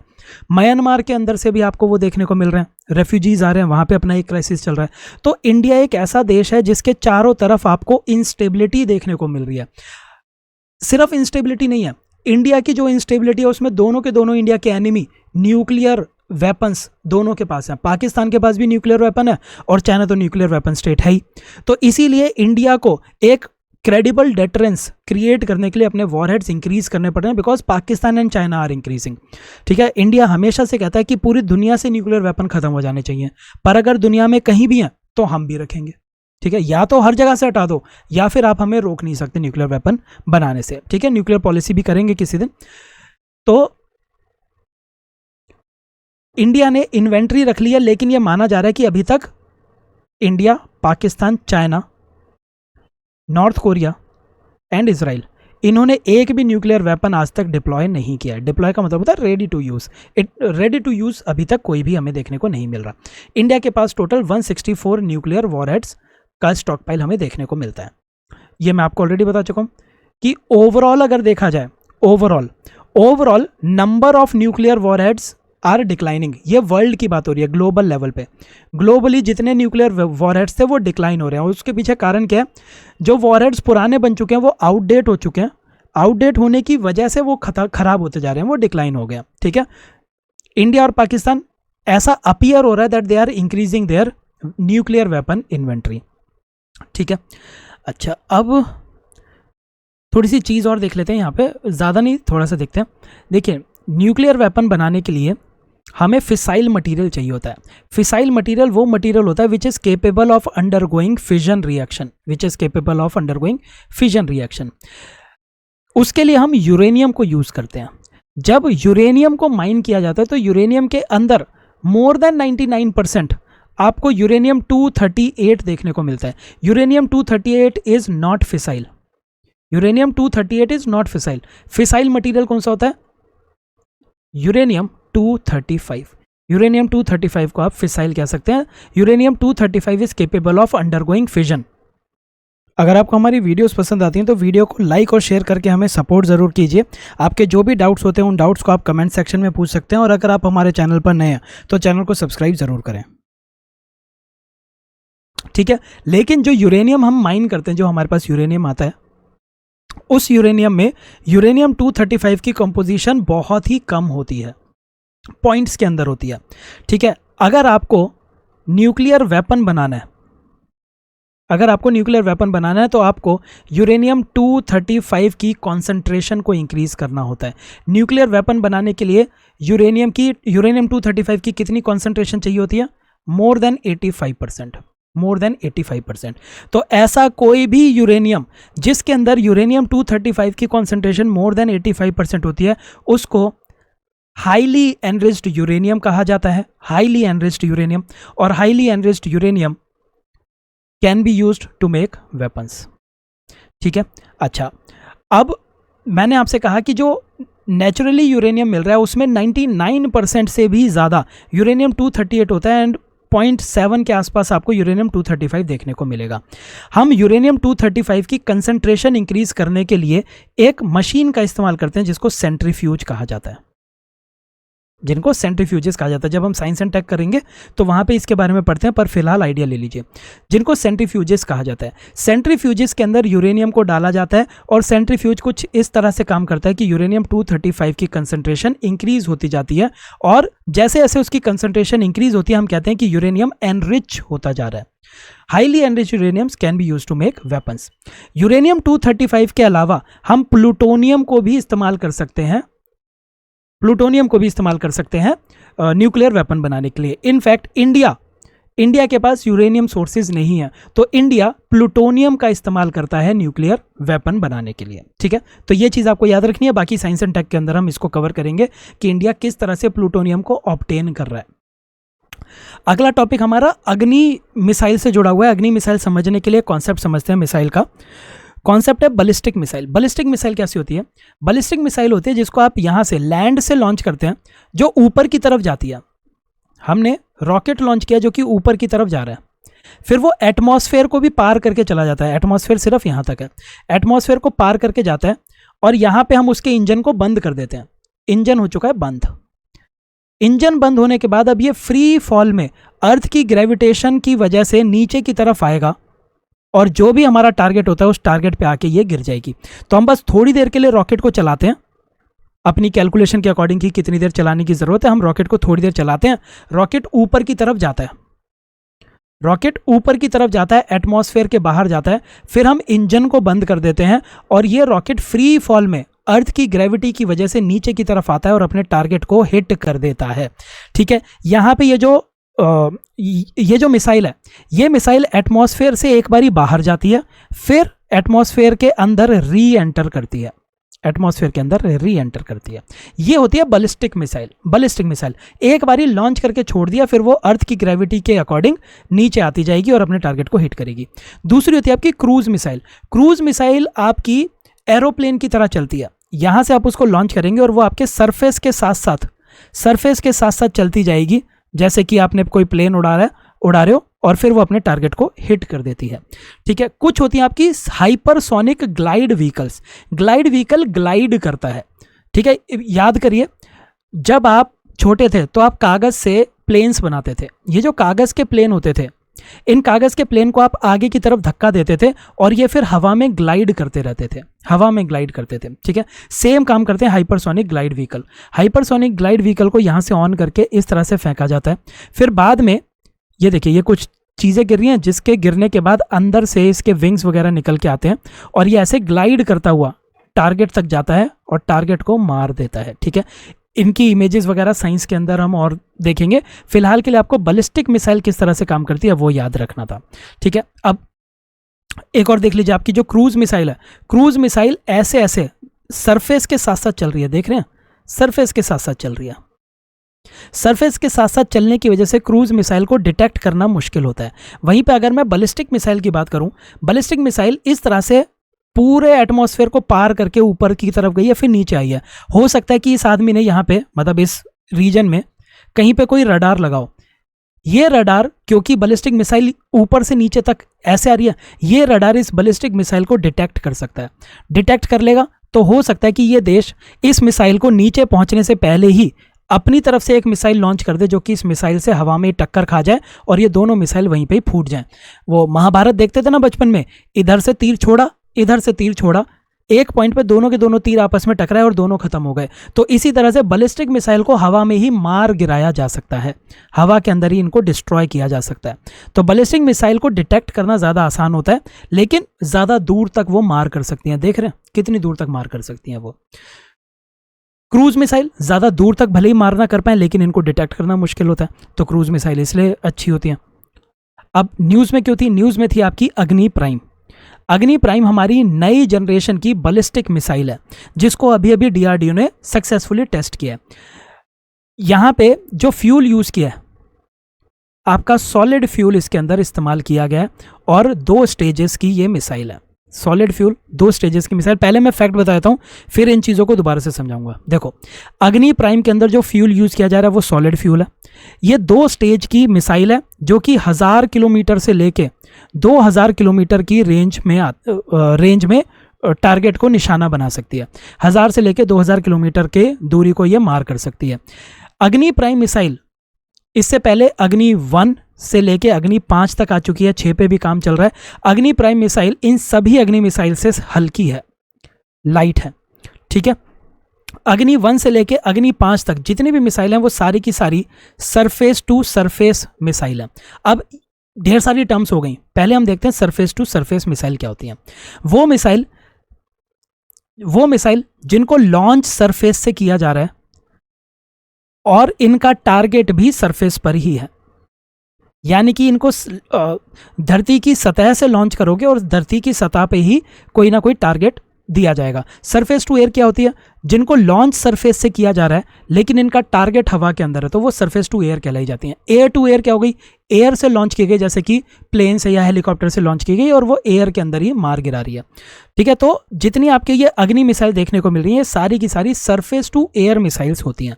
समझ गए? लॉन्च भी सरफेस से कर रहे हैं और इनका टारगेट भी सरफेस पर ही है। तो सरफेस टू सरफेस हम समझ चुके।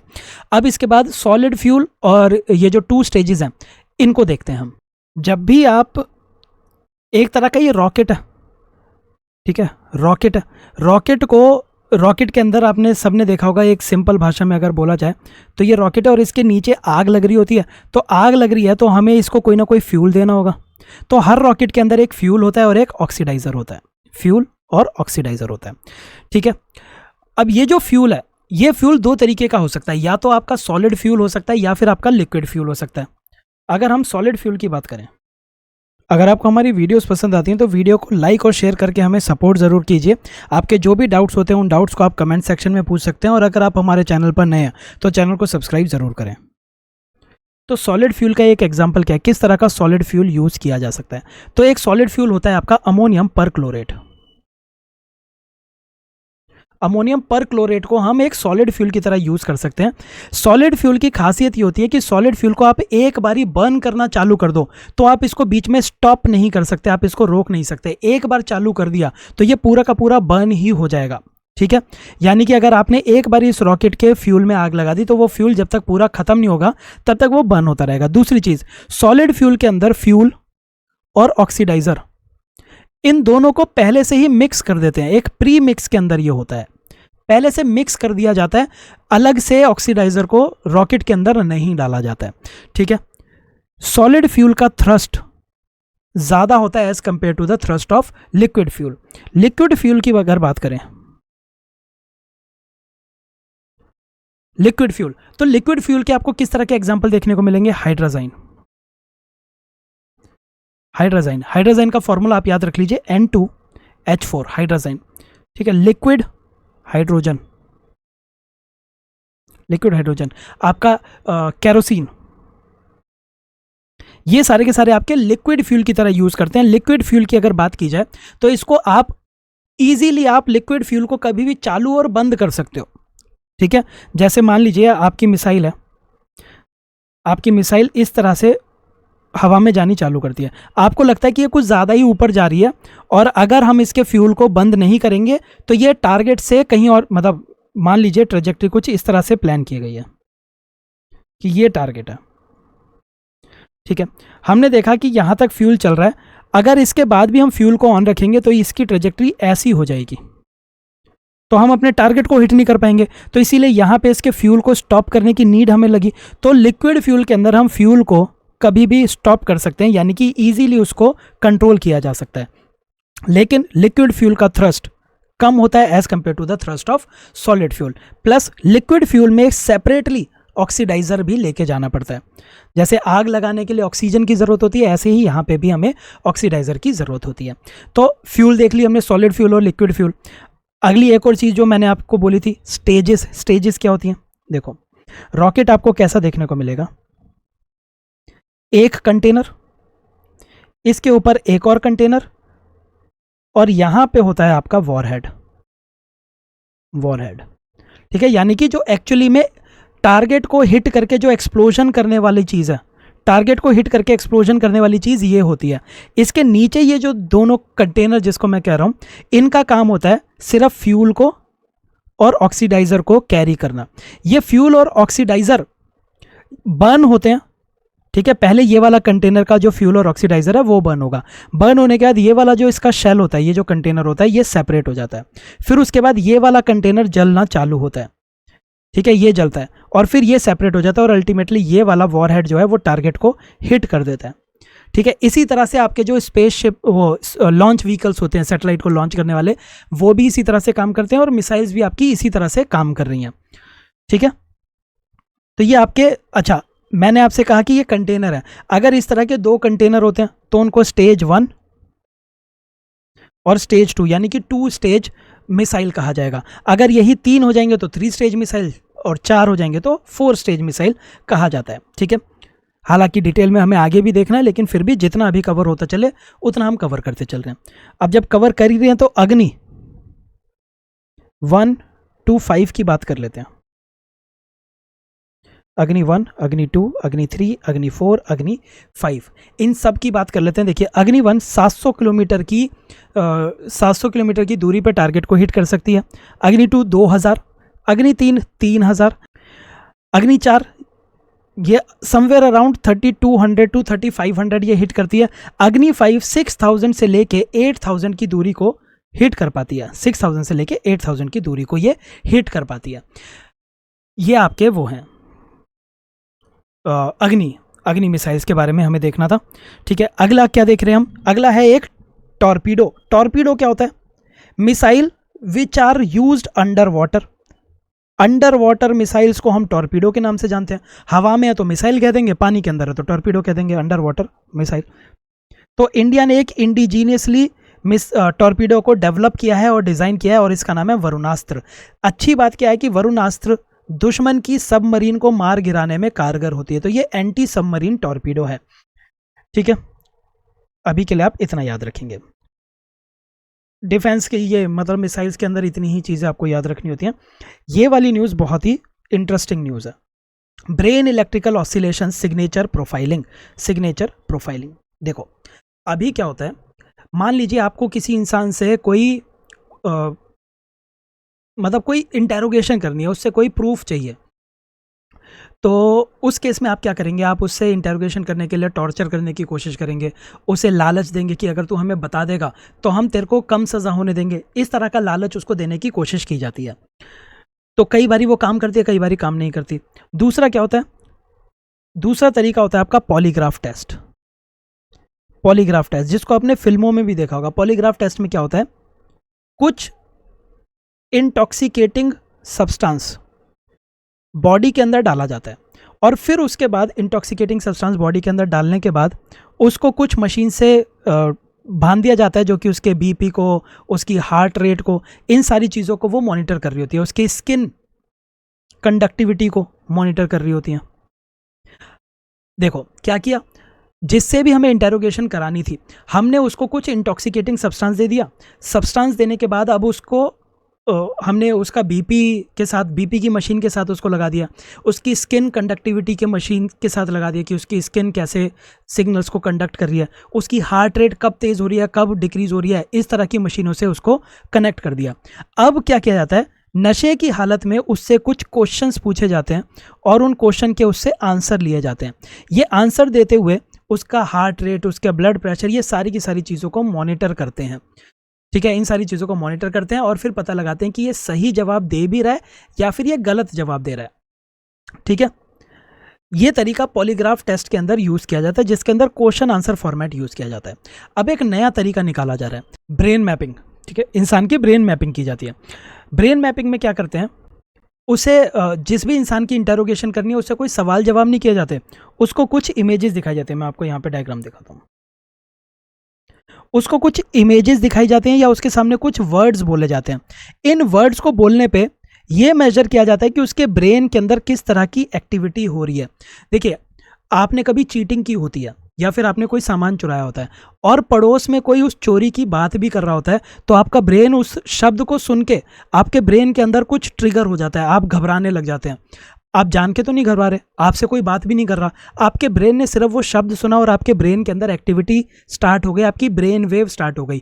अब इसी फिनोमिना को यूज़ किया जाएगा इंटेरोगेशन के लिए, कि जिससे भी इंटेरोगेशन करनी है उसको पिक्चर दिखाई जाएगी, उसको कुछ शब्द बोले जाएंगे और इन पिक्चर और शब्द के बेसिस पर देखा जाएगा कि उसके ब्रेन में न्यूरॉन्स किस हिसाब से ट्रिगर हो रहे हैं और उससे पता चल जाएगा कि वो सच बोल रहा है या फिर गलत बोल रहा है।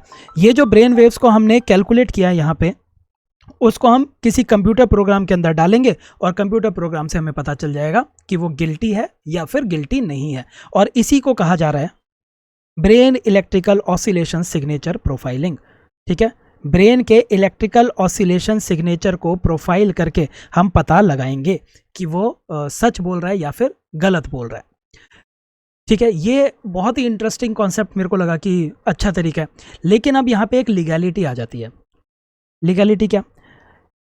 मैंने आपसे पॉलीग्राफ टेस्ट की बात की थी। क्या पॉलीग्राफ टेस्ट के रिजल्ट को यूज़ करके क्या आप ये कह सकते हैं सिर्फ और सिर्फ पॉलीग्राफ के टेस्ट के रिजल्ट के बेसिस पर क्या आप किसी इंसान को सज़ा सुना सकते हैं, गिल्टी ठहरा सकते हैं? नहीं। पॉलीग्राफ टेस्ट सोलली यूज़ नहीं किया जा सकता किसी भी इंसान को गिल्टी या नॉन गिल्टी बोलने के लिए। पॉलीग्राफ टेस्ट के बेसिस पर आप उस इंसान से कोई इन्फॉर्मेशन ले सकते हैं और इस इन्फॉर्मेशन की इंक्वायरी करके आप दूसरे एविडेंसेस ढूंढ सकते हैं और उन एविडेंसेस के बेसिस पर उसको सज़ा सुनाई जा सकती है। तो पॉलीग्राफ टेस्ट, अभी अगर आपको याद होगा कि एक लड़के ने अपनी गर्लफ्रेंड को मार के उसके ढेर सारे टुकड़े कर करके उसके जो शरीर के टुकड़े थे वो अलग अलग जगहों पे फेंक दिए थे। तो उसका पॉलीग्राफ टेस्ट में उससे ये नहीं पूछा जा रहा था कि तूने मारा या नहीं मारा, उससे पूछा जा रहा था कि तूने मार के हथियार कहाँ छुपाया। क्यों? क्योंकि अगर वो पॉलीग्राफ टेस्ट के नशे में ये इन्फॉर्मेशन बता देगा कि हथियार कहाँ छुपाया, तो उस हथियार को यूज़ करके अब उस हथियार को एविडेंस की तरह यूज़ किया जाएगा और उसको फिर सज़ा सुनाई जा सकती है। ठीक है, पॉलीग्राफ टेस्ट या फिर ये जो ब्रेन मैपिंग है, इनको सिर्फ और सिर्फ इनके बेसिस पर किसी इंसान को पनिशमेंट नहीं दी जा सकती, लेकिन इनसे हम रेलेवेंट इंफॉर्मेशन निकाल सकते हैं ताकि हम अच्छे से इंक्वायरी कर सकें चीज़ों की। ठीक है, एक जजमेंट आप इसमें याद रख सकते हैं, Selvi versus state of Karnataka. Selvi versus state of Karnataka, इसके अंदर ये कहा था कि अगर आप किसी का भी पॉलीग्राफ कर रहे हो, किसी का नार्को एनालिसिस कर रहे हो, narco analysis, polygraph, brain mapping, अगर आप इनमें से कोई भी टेक्निक यूज कर रहे हो, आप उस इंसान की कंसेंट के बिना ये काम नहीं कर सकते, पहली चीज। दूसरा, जो इनका टेस्ट रिजल्ट आएगा, ये रिजल्ट एविडेंस की तरह पेश नहीं किया जा सकता। सिर्फ इसके बेसिस पर आप किसी को भी पनिशमेंट नहीं दे सकते हैं। ठीक है, इसके बेसिस पर पनिशमेंट नहीं दे सकते। अब एक क्वेश्चन जो आपके मन में आ रहा होगा कि ब्रेन की जो वेव्स हम चेक करने वाले हैं उसको कैसे किया जाएगा, तो उसके लिए हम यूज करेंगे इलेक्ट्रोएन्सेफेलोग्राम। इलेक्ट्रोएंसेफेलोग्राम। इलेक्ट्रोएंसेफेलोग्राम को यूज करके ब्रेन की मैपिंग की जाएगी और फिर इससे जो डेटा आएगा that would be fed to a computer and computer would do its analysis, and on the basis of analysis we will know if the person is being truthful or not। ठीक है, ये आपको याद रखना है, बहुत ही interesting है ये। उसके अलग अलग नाम दे रखे हैं, ब्रेन फिंगरप्रिंटिंग भी कहा जा रहा है इसको, ब्रेन मैपिंग कह रहे हैं, P300 टेस्ट भी कहा जा रहा है। ये न्यूरो साइकोलॉजिकल मेथड है इंटेरोगेशन करने का। ठीक है, एप्लीकेशन कहाँ कहाँ हो सकती है, देखो एक तो इसका क्राइम सॉल्व करने के लिए एप्लीकेशन हो सकती है, प्लस ये तरीका क्या है, इसके अंदर हम पिक्चर और वर्ड लगा के, पिक्चर और वर्ड दिखा के ब्रेन के अंदर कुछ सिग्नल्स को स्टिमुलेट करने की कोशिश कर रहे हैं। तो जो एल्जाइमर्स के पेशेंट होते हैं जिनकी याददाश्त चली जाती है, उन एल्जाइमर्स के पेशेंट के अंदर भी इसको यूज किया जा सकता है इन डायग्नोसिस ऑफ एल्जाइमर। किसी इंसान को एल्जाइमर है या नहीं, अपने ही बच्चे की फ़ोटो देख के उसके ब्रेन सिग्नल्स अच्छे से एक्टिवेट नहीं हो रहे, यानी कि हो सकता है कि उसको वो याद ही ना हो। ठीक है, तो डिफेंस के अंदर इसका यूज़ है, काउंटर टेररिज्म में इसका यूज़ है, ये सारे के सारे यूज़ आपको याद रखने हैं। तो Selvi versus state of Karnataka भी आप याद रख सकते हैं। कुछ एक्सरसाइजेज न्यूज़ के अंदर थी, एक्सरसाइज में बस आपको ये जानना होता है कि किन देशों के बीच में हुई, बस बेसिकली यही देखना होता है। तो एक आपकी एक्सरसाइज एक हथ आपकी मालदीव्स के साथ हुई है। मालदीव्स के साथ दो एक्सरसाइज हैं, दोनों में ही EK आता है, EK। एक है एकथ और दूसरे है एकूवेरिन, एकथ और एकूवेरिन। ठीक है, एकथ हुई है नेवीज के बीच में और एकूवेरिन हुई है आर्मी के बीच में, इंडिया और मालदीव्स के बीच में हो रही है। फिर एक मल्टीनेशनल पीस कीपिंग एक्सरसाइज है जिसके अंदर मोर देन 20 कंट्रीज पार्टिसिपेट करती हैं, मोर देन 20 कंट्रीज पार्टिसिपेट करती हैं, जिसका नाम है एक्स कॉन्क्वेस्ट 2023। ये मंगोलिया के अंदर हुई है, ये मंगोलिया के अंदर हुई है। मल्टीनेशनल है, 20 देश के आसपास, 20 से भी ज़्यादा देश इसके अंदर पार्टिसिपेट करते हैं। ठीक है, तभी इसको मल्टीनेशनल कहा जा रहा है, 2 देश नहीं 20 देश इसमें पार्टिसिपेट कर रहे हैं। ठीक है, तो ये आपकी इंपॉर्टेंट न्यूज़ थी। अब एक बारी मेरे को चेक करने दीजिए, आई थिंक इसके अंदर कुछ न्यूज़ मिस हैं तो उनको भी कवर कर ही लेते हैं। आई थिंक इसमें कुछ मिसिंग है, ठीक है ना, कुछ मिसिंग है तो उसको आप इन नोट्स के अंदर लिख लीजिएगा, अदरवाइज आपको बताइए कि कहाँ से, मतलब क्या चीज़ हम पढ़ रहे हैं। ठीक है, विजन की मंथली मैगजीन, वहाँ से आप कर सकते हैं। एक अनमैन्ड एरियल व्हीकल को अभी सक्सेसफुली टेस्ट किया है DRDO के द्वारा, DRDO और इंडियन नेवी ने मिलकर, और इस UAV का नाम है तपस, जो कि माले UAV कहलाया जाएगा। माले UAV का क्या मतलब होता है, माले MA का मतलब है मीडियम एल्टीट्यूड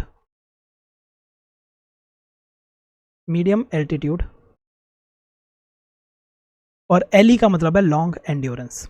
लॉन्ग एंड्योरेंस क्यों है, क्योंकि ये एक बारी में 18 घंटे तक उड़ सकता है, 18 आवर्स तक ये उड़ सकता है। ठीक है, और मीडियम एल्टीट्यूड क्यों, क्योंकि ये 28,000 फीट की ऊंचाई तक ये उड़ सकता है। तो ये आपको याद रखना है।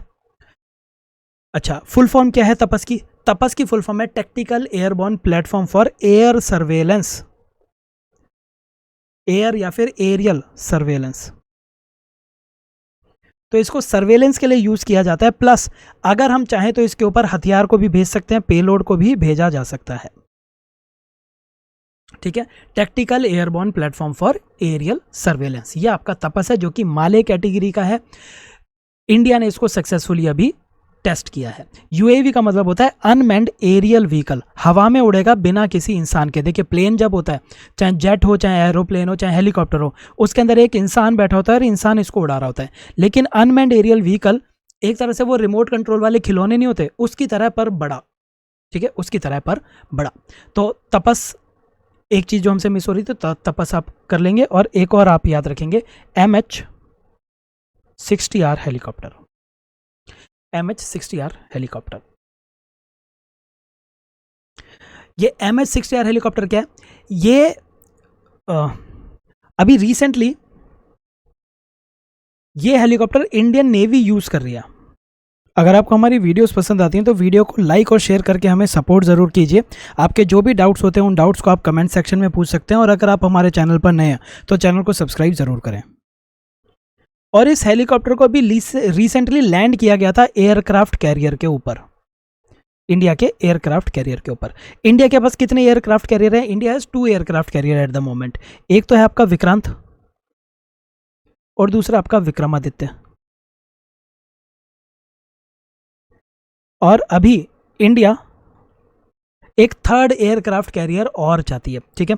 तो ये आपको याद रखना है, MH-60R, आर का मतलब है रोमियो, आर का मतलब है रोमियो, ठीक है। ये आपको याद रखना है, इंडिया के एयरक्राफ्ट कैरियर रोमियो। अच्छा, क्या ये हेलीकॉप्टर इंडिया ने बनाया? नहीं, ये इंडिया का बना हुआ हेलीकॉप्टर नहीं है, ये लॉकहीड मार्टिन कंपनी का हेलीकॉप्टर, लॉकहीड मार्टिन, ठीक है। आई थिंक इसके साथ हमारे सिक्योरिटी के जून के सारे करंट अफेयर्स यहाँ पे कवर हो जाते हैं, ठीक है। कुछ इंपॉर्टेंट न्यूज़ थे जिनको हमने थोड़ा डिटेल में कवर किया। आई होप आपको चीज़ें समझ में आई होंगी। Thank you.